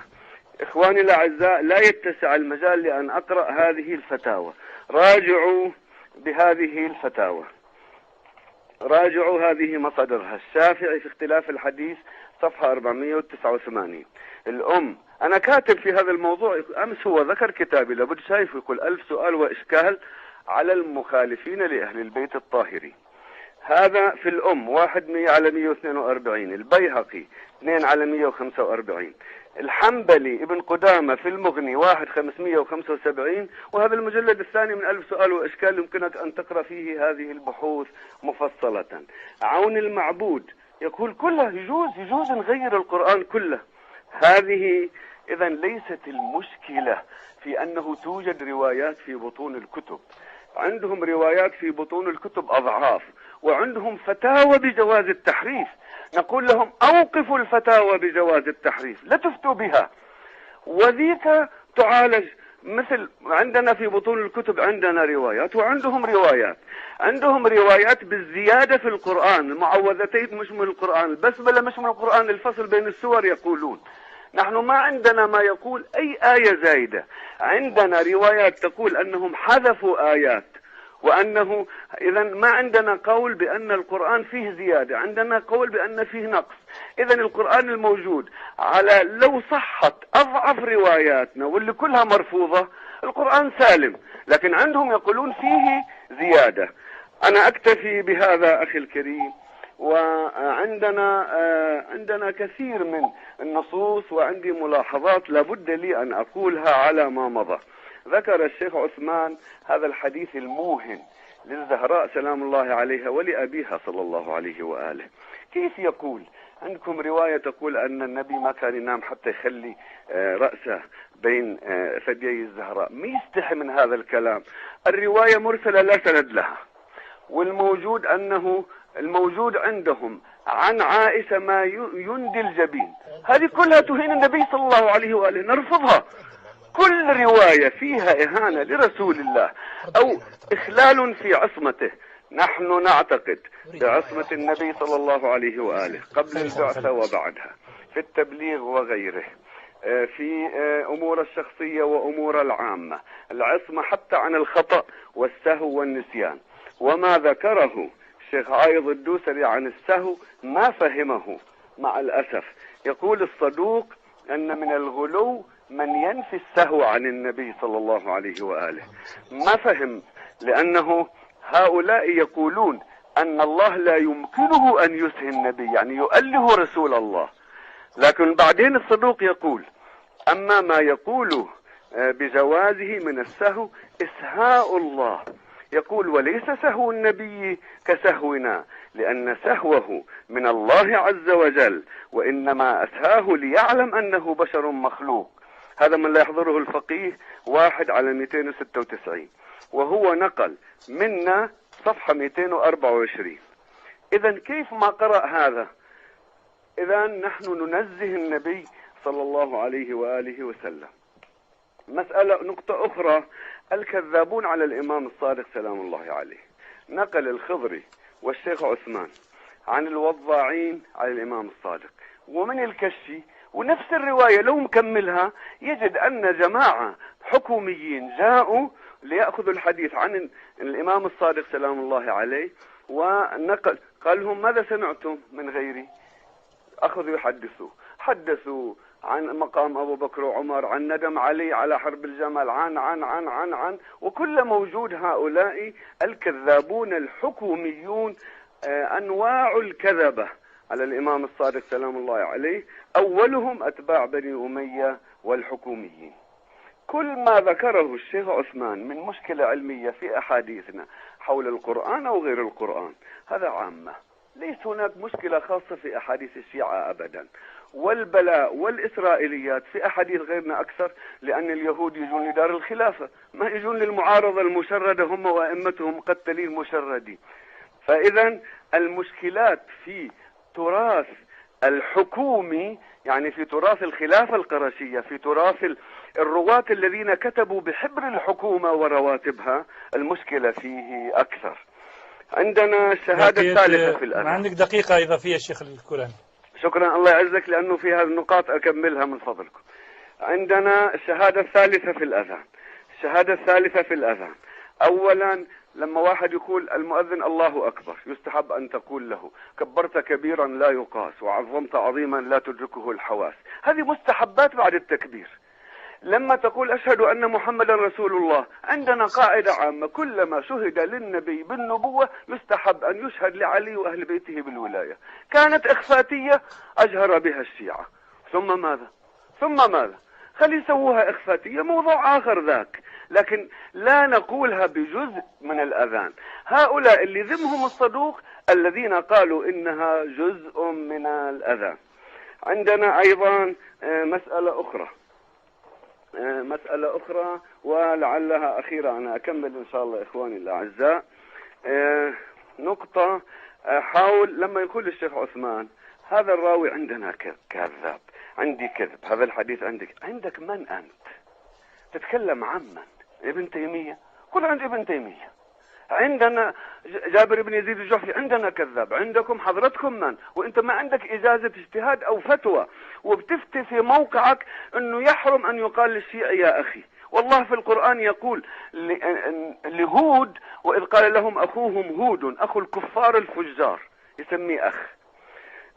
عندنا من التصحيح والتضعيف، أرجو لمن يريد أن يعرف منهج الشيعة في التصحيح والتضعيف أن يقرأ كتاب منتقى الجمان في الأحاديث الصحاح والحسان، البحوث الرجالية في داخل كتب الفقه والبحوث الرجالية. وأخيرا وراح أختم يا دكتور، نعم. أخيرا يبقى سؤال سيف علوي مسلط على من يقول أن الإمام الصادق إمام جليل. أين مذهب الإمام الصادق؟ أين مذهبه؟ ولماذا نشأت مدام أبو المذاهب، لماذا نشأت المذاهب بعده؟ عثمان الخميس افترى على الإمام الصادق أنهم ما رأوا. أول شيء قال أنه فقه الإمام الصادق وأحاديثه عند مالك وعند أبو حنيفة. طيب بعدين قال أنه كان سيء الحفظ، ما ينقل عنه مالك إلا حتى يضم إليه واحد. لم يرمي أحد الإمام الصادق بأنه سيء الحفظ إلا هذا التابع لابن تيمية الشاذ عن المسلمين. طيب شكرا شيخ الكولاني، حياكم الله. الله يحفظك، شكرا جزيلا. دقيقة ما يا أخي، أنا دقيقتين وحد يا راجل ما قطعت. الأخ الشويقي خلص حديثه ونبهته، لا نبهته قبل ما يكمل ب3 مرات. أنت فاكر تحب عيد لي الشريط يا أخي المخرج، حتى الأخ الشيخ عثمان الخميس يرى إنه أنا الأخ بندر الشويقي نبهته قبل ما يخلص، ونبهته قبل الدقيقة، وأعطيت الأخ عيد الدوسري يخلص وقته. لما واحد يكون يكمل في كلام بارك الله يضيف دقيقة. بارك الله فيك. لو كل واحد فيكم جاي يدير في هالجلسة كان حلاقي نفس التعب. صحيح. لما واحد يكون يتكلم وهو في آخر دقيقة تعطيه دقيقة نحسبها للتاني. زيادة دقيقتين ياخذها الشيخ عثمان، ما مشكلة. لا أنا أقول له زدها لك يقول لي ما بدي إياه. معلش ياخذ. حلمك علينا يا خذنا بحنانك. بلطفك. طيب جاء دورك شيخ عثمان الخميس، تفضل. بسم الله الرحمن الرحيم. الحمد لله رب العالمين، الحمد لله إله الأولين والآخرين، والصلاة والسلام على المبعوث رحمة للعالمين إمامنا وحبيبنا وقرة عيننا محمد بن عبد الله وعلى آله. أما بعد، حقيقة أوجه كلامي لإخواني الشيعة خلافا لمن قال إني أحرم أن يقال إنهم إخواني. هذا كذب علي، وأنا أوجه هذه الكلمة لإخواني الشيعة ولإخواني السنة. أقول لهم بارك الله فيكم جميعا، إذا كان تصحيح الحديث وتضعيفه عملا اجتهاديا قابلا للتغيير حسب الزمان، فنحن نقول هذه مسألة مزاجية وليست مسألة علمية. اجتهد المجلسي والجزائري والمازندراني ويوسف البحراني وعدنان البحراني وغيرهم من خلال الروايات فصححوها وقالوا القرآن محرف، في اجتهاد في تصحيح الروايات، وتبعهم على ذلك مقلدوهم، كلهم قالوا القرآن محرف بناء على أن هذا هو المذهب. ثم يجتهد الإخباريون والشيخية كذلك يجتهدون في تصحيح الحديث، وعندهم علماء وعندهم مراجع، وبناء على الروايات التي صححوها كذلك فقالوا بالغلو بأشياء كثيرة، حتى إن الأصوليين كثير منهم يكفرونهم. لماذا؟ لأنهم غلاة في دعوى أمور أخرى كثيرة. طيب، اجتهد البرقعي فنسف الكافي وألف كتابا اسمه كسر الصنم، فنسف أصح كتاب في الوجود عند الاثني عشرية. وكذلك اجتهد محمد حسين فضل الله المرجع الشيعي المعروف، ونفى مظلومية الزهراء بناء أيضا على الأحاديث، اجتهد في صحة الأحاديث فقال ليس ثمة دليل شرعي على أنهم ضربوها وأحرقوا الباب. وفي المقابل لأنه اجتهد نجد أن المرجع جوادا التبريزي يسأل هل جميع كتب محمد فضل الله كتب ضلال؟ فيقول باسمه تعالى حيث إن مطالبه الضالة منتشرة في كتبه فالأحوط ترك قراءة جميع كتبه والله العالم. باسمه تعالى لا يجوز ترويجه وتأييده ولو بالحضور أو الاستماع في تحرير لمحاضراته، وهذا كتاب الحوزة العلمية. هو يقول الآن في الروايات ليش اجتهد؟ لماذا اجتهدوا في اجتهد أحمد الكاتب، الدكتور أحمد الكاتب اجتهد فنسف أسطورة المهدي المنتظر ونسف أسطورة الاثني عشر، وقال أنا جعفري ولا أؤمن بمن بعده أنه إمام، بناء على ماذا؟ بناء أيضا على تصحيح الأحاديث. وهكذا يستمر هذا الاجتهاد. والآن يجتهد الكوراني فيقول جعفر الصادق عندنا يعلم الغيب، والله جل وعلا يقول قل لا يعلم من في السماوات والأرض الغيب إلا الله. اجتهادات مفتوحة بناء على هذه الروايات، هذا يصحح وهذا يضعف. الآن نحن نتكلم عن الأحاديث الصحيحة التي تنسب إلى جعفر رضي الله عنه ورحمه في نفي أو إثبات تحريف القرآن. ذكر الدكتور عايض الدوسري حفظه الله تعالى حديث 17,000 آية وهم يصححونه، وينسب إلى جعفر رضي الله عنه وهو منه براء، ولكنهم يصححونه. ما تستطيع تسكت؟ لا هو يسكت بالهدوء. لا يقاطع. ما قاطعت أحد. عارف قول بس رجاني اسكت. عارف مش ما تسكت قول بس رجاني هذا قصدي. طيب ماشي. هذا الحديث في الكافي ليس خطأ في الكافي، حديث 17,000 آية لكن الدكتور الموسوي لم يقرأ الكافي الظاهر. عجيب. اي نعم. أنت لا تعرف. ليس تصحيفا. المجلسي صحح الحديث وقال المجلسي هذا دليل أن القرآن محرف من هذا الحديث. ايش 7000 آية؟ والعلماء الآخرون قالها تصحيح. طيب كمل شيخ المسوي، خليه يكمل.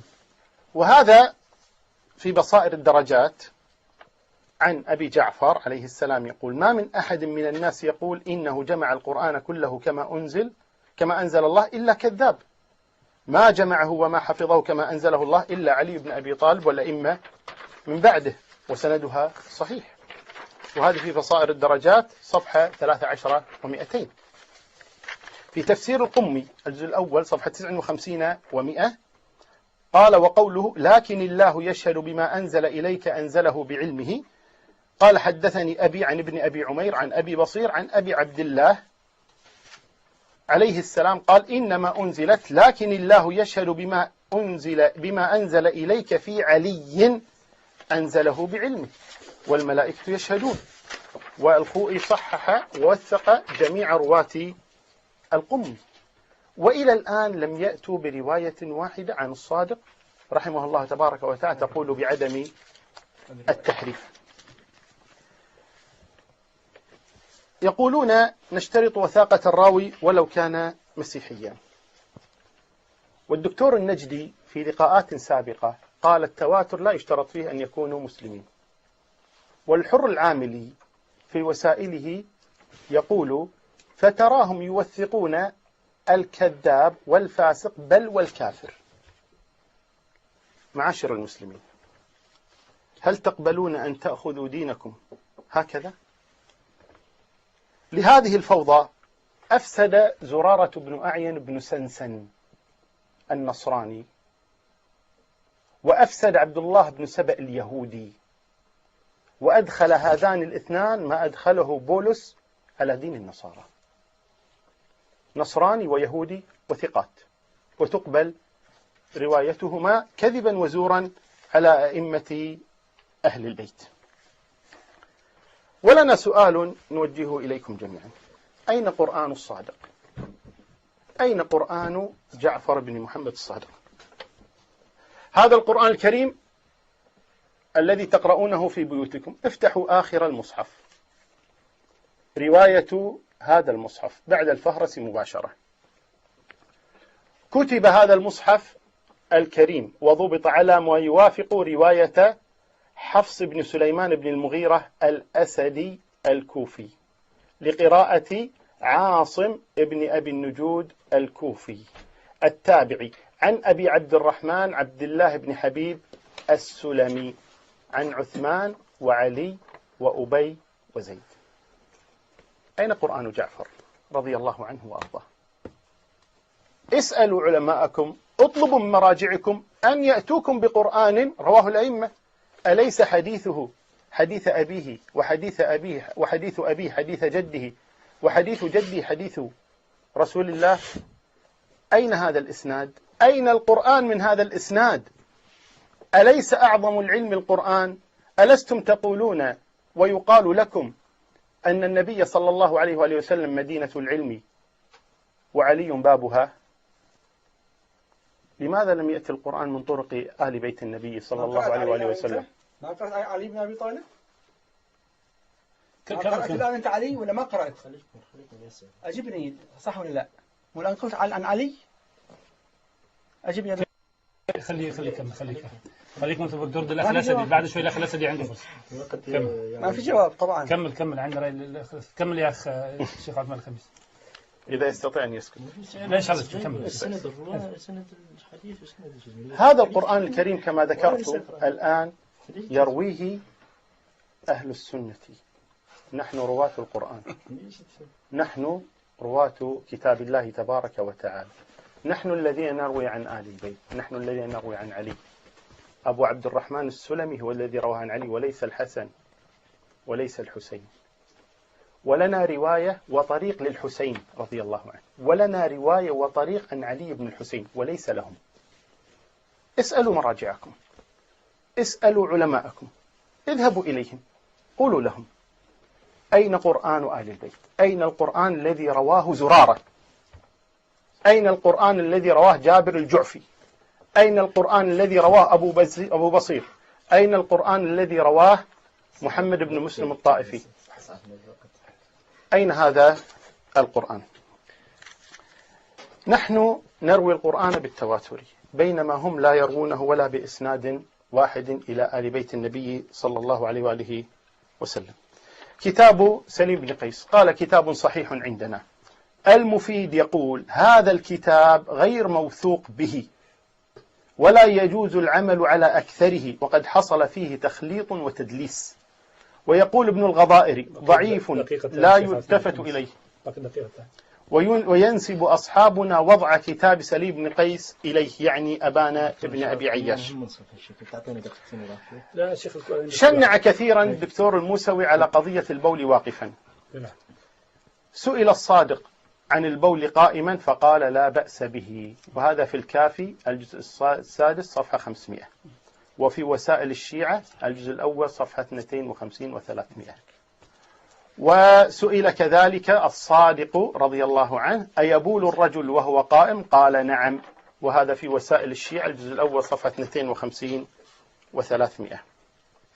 حديث ذكره أخي الشيخ محمد الخضر، حديث الكليني، أنه لما سئل على أي شيء الأرض قال على حوت، قال والحوت على شيء قال على ماء، إلى آخر هذه الخرافة، وإسناده صحيح جدا عندهم ولم نسمع ردا لا عليه ولا حديث الذي كان في بداية الحلقات وهو علي خير البشر من أبى فقد كفر، وقالوا نبحث في إسناده ولا أدري متى يأتي الجواب.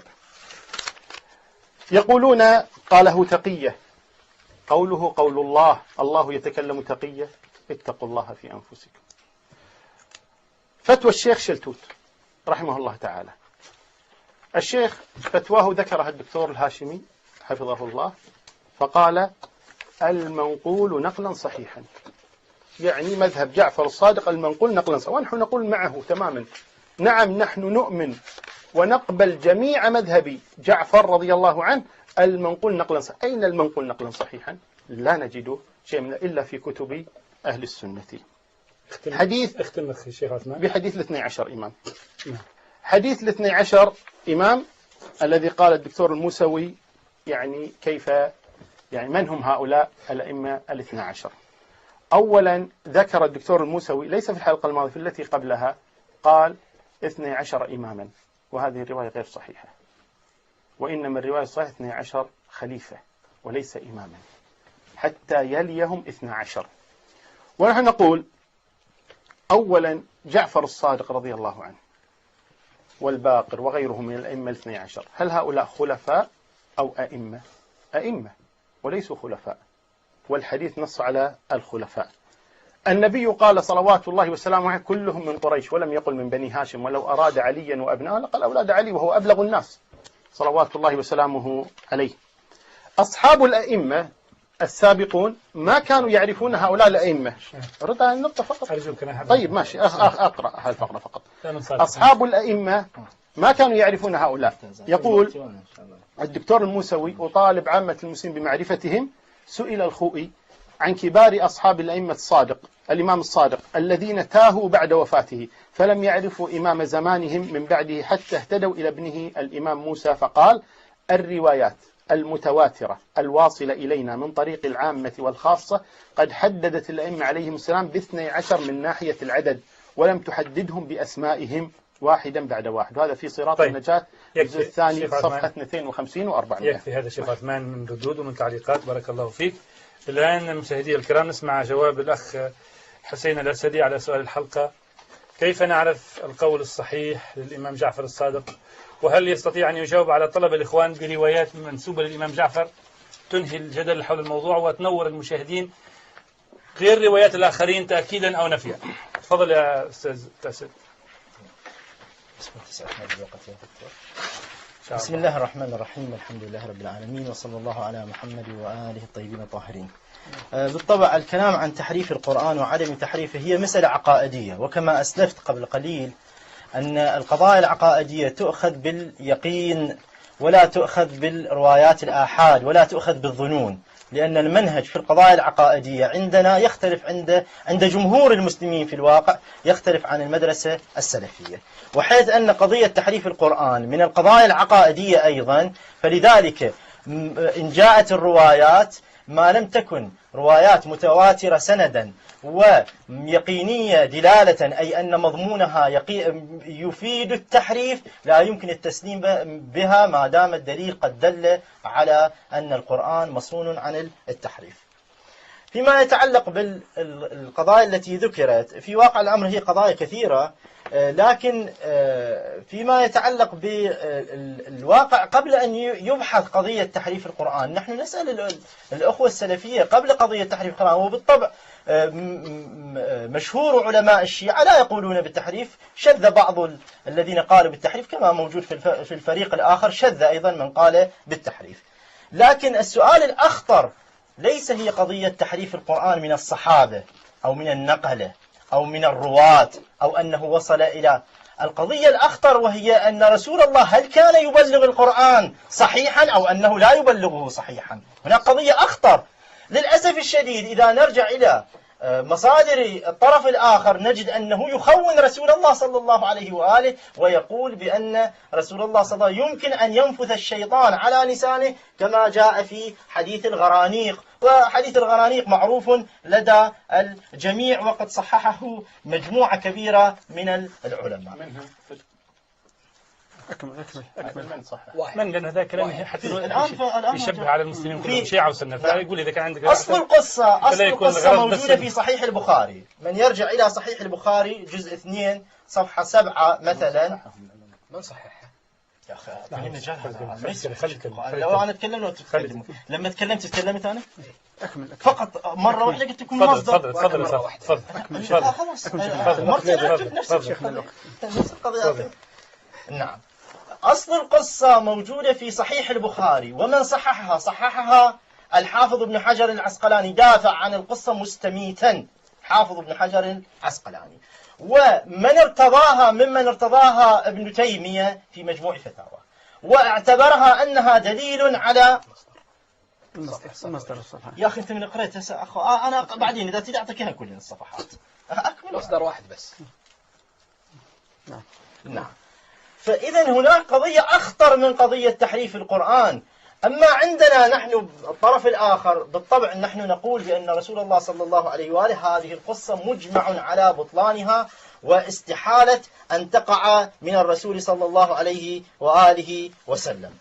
إذا رجعنا إلى هذه القصة تقول بأن هناك نفثا من الشيطان على لسان رسول الله صلى الله عليه وآله، وأن رسول الله صلى الله عليه وآله في تلك الحال الآية في سورة النجم لما قرأ رسول الله صلى الله عليه وآله واللاتي والعزى، نعم، يقول لما نزلت في البخاري لما نزل السورة أنزلت فيها سورة النجم قال فسجد رسول الله وسجد من خلفه إلا رجلا رأيته أخذ كفا من تراب فسجد عليه فلقد رأيته بعد ذلك قتل كافرا. هاي أصل القصة.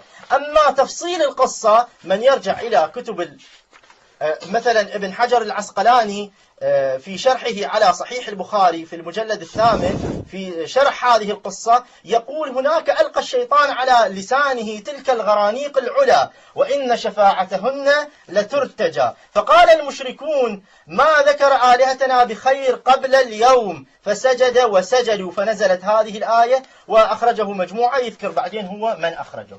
أقول هناك قضية مهمة، من أراد أن يطعن بالطرف الآخر لا بد عليه أن يلتزم بالمنهج العلمي. نعم هناك مرويات موجودة في طرق الشيعة ومن طرق السنة أيضا تشير إلى قضايا التحريف، مثلا الرواية التي أشار إليها العائض الدوسري والتي تقول بأن هناك في مفاتيح الجنان زيادة، في مفاتيح الجنان زيادة، ليرجع هذه الزيادة يجد شبيها بها موجود في المستدرك على الصحيحين التي على ما أنزلت في المستدرك على الصحيحين جزء 2 صفحة 334 يجد شبيهها. يقول عن ابن عباس يقول سألت ابن عباس فما استمتعتم به منهن فآتوهن أجورهن فريضة. قال ابن عباس فما استمتعتم به منهن إلى أجل مسمى. قال أبو نضرة فقلت ما نقرأها كذلك، يعني ما موجود عندنا هيك شيء بالقرآن إحنا الآن.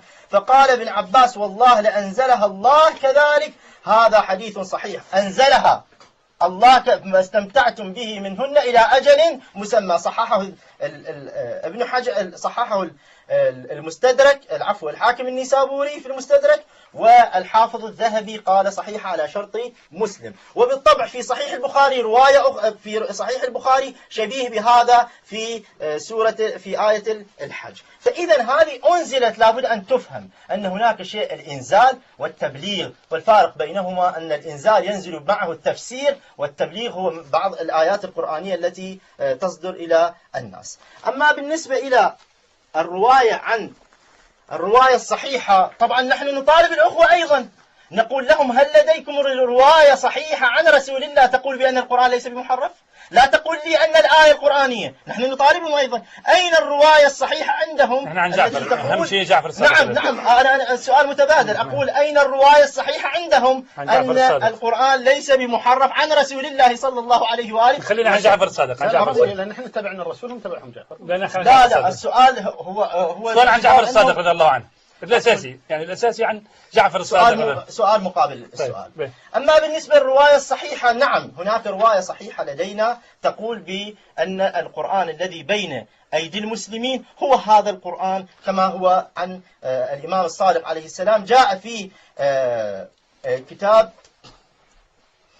كتاب عمل شهر رمضان، طبعا في كتاب مستدرك الوسائل، وكذلك رواه المفيد في الاختصاص الجزء الرابع صفحة 372 عن الإمام الصادق بسند صحيح عن أبي عبد الله، يقول عن الإمام في دعائه لما يأخذ القرآن والجامع، يقول هكذا عن أبي عبد الله أنه كان من دعائه إذا أخذ مصحف القرآن والجامع قبل أن يقرأ القرآن وقبل أن ينشره يقول حين يأخذه بيمينه بسم الله اللهم إني أشهد أن هذا كتابك المنزل من عندك على رسولك محمد بن عبد الله صلى الله عليه وآله، وكتابك الناطق على لسان رسولك فيه حكمك وشرائعك إلى آخره. وهذا سنده صحيح. هو نفس المصحف اللي هنا؟ طبعا يقولوا هذا المصحف اللي بين المسلمين راويه عن بأسانيد معينة. خليه هو يكمل. حديث صحيح. قضية القراءات يقول بأنه عن ابن أبي عاصم وما شابه. بالطبع ابن أبي عاصم هو شيعي بالمناسبة، شيعي، وقد نص الحفاظ في ترجمته على أنه شيعي، إضافة إلى أنه يريد سندا صحيحا للقراءة عندنا، يعني لقراءة القرآن أو للقرآن عندنا. أقول له نعم يوجد سند صحيح عندنا إلى حمران بن أعين أخو زرارة بن أعين وهو شيعي معروف، إلى حمران بن أعين إلى جعفر الصادق عليه السلام. وهذا ذكره الذهبي في ترجمته من كبار معرفة القراء، ترجمة حمزة الزيات الكوفي وهو شيعي معروف. هذا سند صحيح لمن أراد أن يراجع أن القرآن عندنا أيضا جاء بسند صحيح. أما بالنسبة عن رواية البول قائما، أقول هذه الرواية. وين المصحف هذا حق حمران؟ هو نفس هذا المصحف. هذا المصحف نفسه. هذا في المصحف. وين سنده؟ مو مكتوب هنا سنده. مكتوب هاي طبعا. أقول هذا من القرآن. تجيب لا يحسب وقتك، تقدر تجيب بكرة القرآن اللي برواية حمران بن أعين. هو هذا نفسه. طيب بس هذا مروي بطريق ثاني. أقول هذا مروي، التفت، هذا مروي إلى وين؟ إلى من مروي؟ مروي إلى 3 طبقات، بينما حمران حمران في الطبقة السابعة. طيب وين؟ ليش ما طبعتوه؟ نفس هذا. أقول هو نفس هذا القرآن يطبع لماذا؟ يطبع في إيران نفس القرآن هذا. سند نفس السند. لا خلاص خليكم. أقول هو نفس القرآن يصل إلى هذا، يتصل إلى أن يصل إلى أبي النجود إلى علي بن أبي طالب عن طريق الصادق عليه السلام. الصادق يروي عن أبي النجود. نعم يروي عن نفس القرآن هذا. عيب يا دكتور، يطبع في إيران. صادق يروي. أنا ما قلت عيب هذا. أنت تقول بالأخلاق، هذا هو أدب. جعفر يروي عن أنا ما قلت هذا. خلاص خليه هو حيوضح كلامه. هذا عيب هذا الأسلوب. حيوضح كلامه. على العموم هذا الصراخ على قدر العلم إن شاء الله. هذا دليل لأنه أنتم انكشفتوا وانفضحتوا، فتبين أنه الموقف ضعيف جدا. صحيح. بالنسبة إلى الروايات التي قال بأنه فتوى شلتوت، أنا أقول طبعا إذا كانت فتوى شلتوت غير مقنعة أنا أتيك بفتوى ابن القيم الجوزية. أنت تقبل فتوى شلتوت؟ تقبلها؟ في أنه تعبد بجواز التعبد بمذهب الاثني عشري؟ المذاهب الخمسة تجوز شلتوت لمن يقلده. أنا ما طيب تجوز تنصح الشيعي تجوز الشيعي على العموم أن يكون حنفي؟ على العموم أعطيني المجال. أنا ما أقول أنصح بالنسبة واحد، إلى مسلمون. لماذا يأخذ نصف فتوى شلتوت ويترك الصحيح؟ كلهم أعطيني مسلمون. مجال. أعطيني مجال في وقتك. بالنسبة إلى فتوى شلتوت لم يقتنع بها، أنا أقرأ له فتوى ابن القيم ليسمع ما قال ابن القيم في الصواعق المرسلة في الجزء الثاني صفحة 616. قال الوجه التاسع من ضمن كلام استدلاله، يقول أن فقهاء الإمامية من أولهم، اسمع، أن فقهاء الإمامية من أولهم إلى آخرهم ينقلون عن أهل البيت أنه لا يقع الطلاق المحلوف به، وهذا متواتر عندهم عن جعفر بن محمد وغيره من أهل البيت.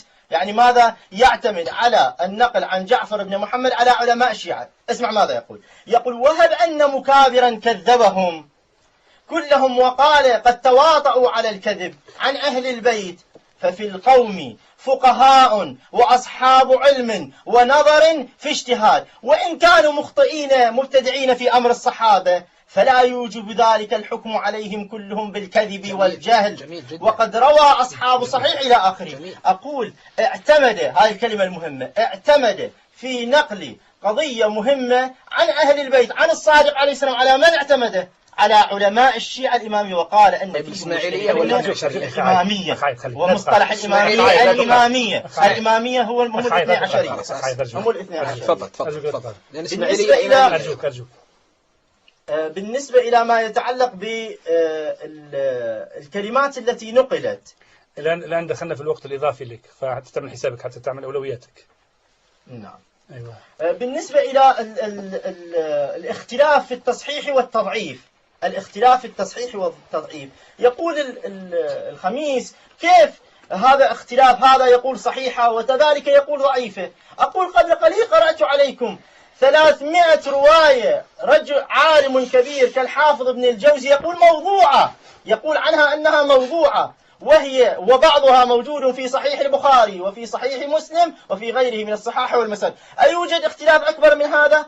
أما في تقييم الأشخاص أن هذا يطعن في رجل وآخر يقول عنه لا ليس مطعون فيه، فافتح كتب الرجال وأنت ترى العجب العجاب. لا يوجد رجل لم يطعن فيه من الأئمة الكبار إلى أدنى الرواة.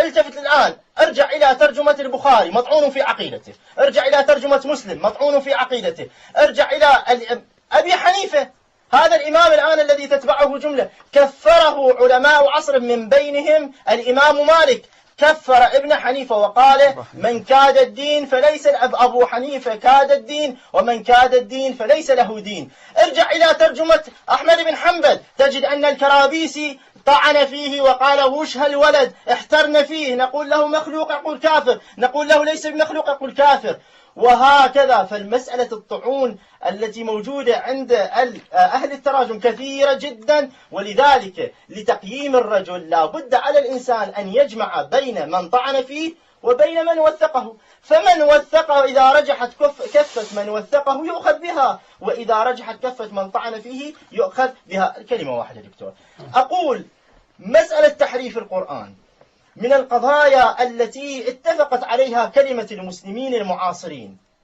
ولذلك من العبث أن يأتي شخص الآن من أجل أن ينشر الغسيل من هذا الطرف أو ذاك الطرف، سواء من الشيعة على السنة. بالطبع الروايات موجودة والكلمات موجودة، لو رجعنا نجد أن كبار الصحابة من كبار الصحابة أنكر قرآنية بعض الآيات، وهكذا بالنسبة إلى كثيرين. فلذلك القضية لا بد أن تفهم جيدا أن القرآن الآن متفق عليه بين المسلمين جميعا شيعتهم وسنتهم على أنه ما بين الدفتين، ولا أحد يقول بنقصانه أو زيادته أو تحريفه. نعم هناك ما يتعلق بالمعنى وهذا أمر آخر. طيب شكرا يا شيخ الأسدي. ثانية واحدة إذا تعطيني نصف دقيقة. لا لحظة، نصف دقيقة. أنا زدت زيادة. لا أنت ما يخالف، أنت زدتك زيادة أكثر من الشيخ الكوراني يا شيخ الأسدي. أقول نصف دقيقة يا شيخ الأسدي، زدتك على الشيخ الكوراني، زدتك أكثر على الشيخ على الأخ. دكتور رجاء اديتك من 8 و58 شوف 15 دقيقة اديلك أكثر. دكتور هاشم أرجوك. أرجوك يعني عادة يعني أنت كانت لك طريقة طيبة إيه. وهي قضية أن نخرج بشيء نجتمع عليه. إيه. كما يعني هي العادة، كما لعن المجسمة مثلا تبرأنا منهم الآن يعني أصدر أهل السنة يعني فتاوى كثيرة ونصوا على هذا وإجماعهم عليه أنه من قال أن القرآن زائد أو ناقص أو محرف أو فإنه كافر. طيب نحن الآن نطالب بفتوى أيضا من الحوزة. طيب أنها حساس نخرج بنتيجة أنها إحنا متفقون أن جعفر الصادق لا يقول بالتحريف. طيب طيب نريد فتوى أيضا من الحوزة توافق فتوى أهل السنة أنه من قال إن القرآن محرف أو ناقص طيب فإنه كافر خارج من ملة الإسلام. الجواب الآلوسي يقول إن الأخبار الدالة على التحريف أكثر من أن تحصى، فهل يكفر الآلوسي كل علماء؟ وش العبارة اللي قالها؟ وش العبارة؟ الآلوسي روح المعاني الأول يقول بكفر كل من يقول بالتحريف. القول بالتحريف قول باطل، قول باطل نحن نبرأ إلى الله منه. ليس بكفر. نبرأ إلى الله منه، والافتراء على المسلمين أيضا حرام. كفر، القول بالتحريف كفر، نخرج بهذا. طيب نقول من يفتري على المسلمين بأنهم يحرفون أتحداك أن تأتي بقرآن واحد لتزعمه. يلا دكتور جيب لي قرآن واحد ممكن تزعم أنه يقول بالتحريف. لا السيد الموسوي والشيخ الكوراني اقتربا جدا. القول بتحريف القرآن باطل جملة وتفصيلا ونصل إلى نتيجة أننا اتفقنا إن شاء الله أن جعفر بريء من التحريف بالقرآن. إذن جعفر الصادق لم يقل بتحريف القرآن ونحن كلنا ننكر التحريف بالقرآن. أوكي، والتحريف القرآن ويجب علينا أن لا نطبع الكتب التي تنص على تحريف القرآن. كفر وردة. لا شوفوا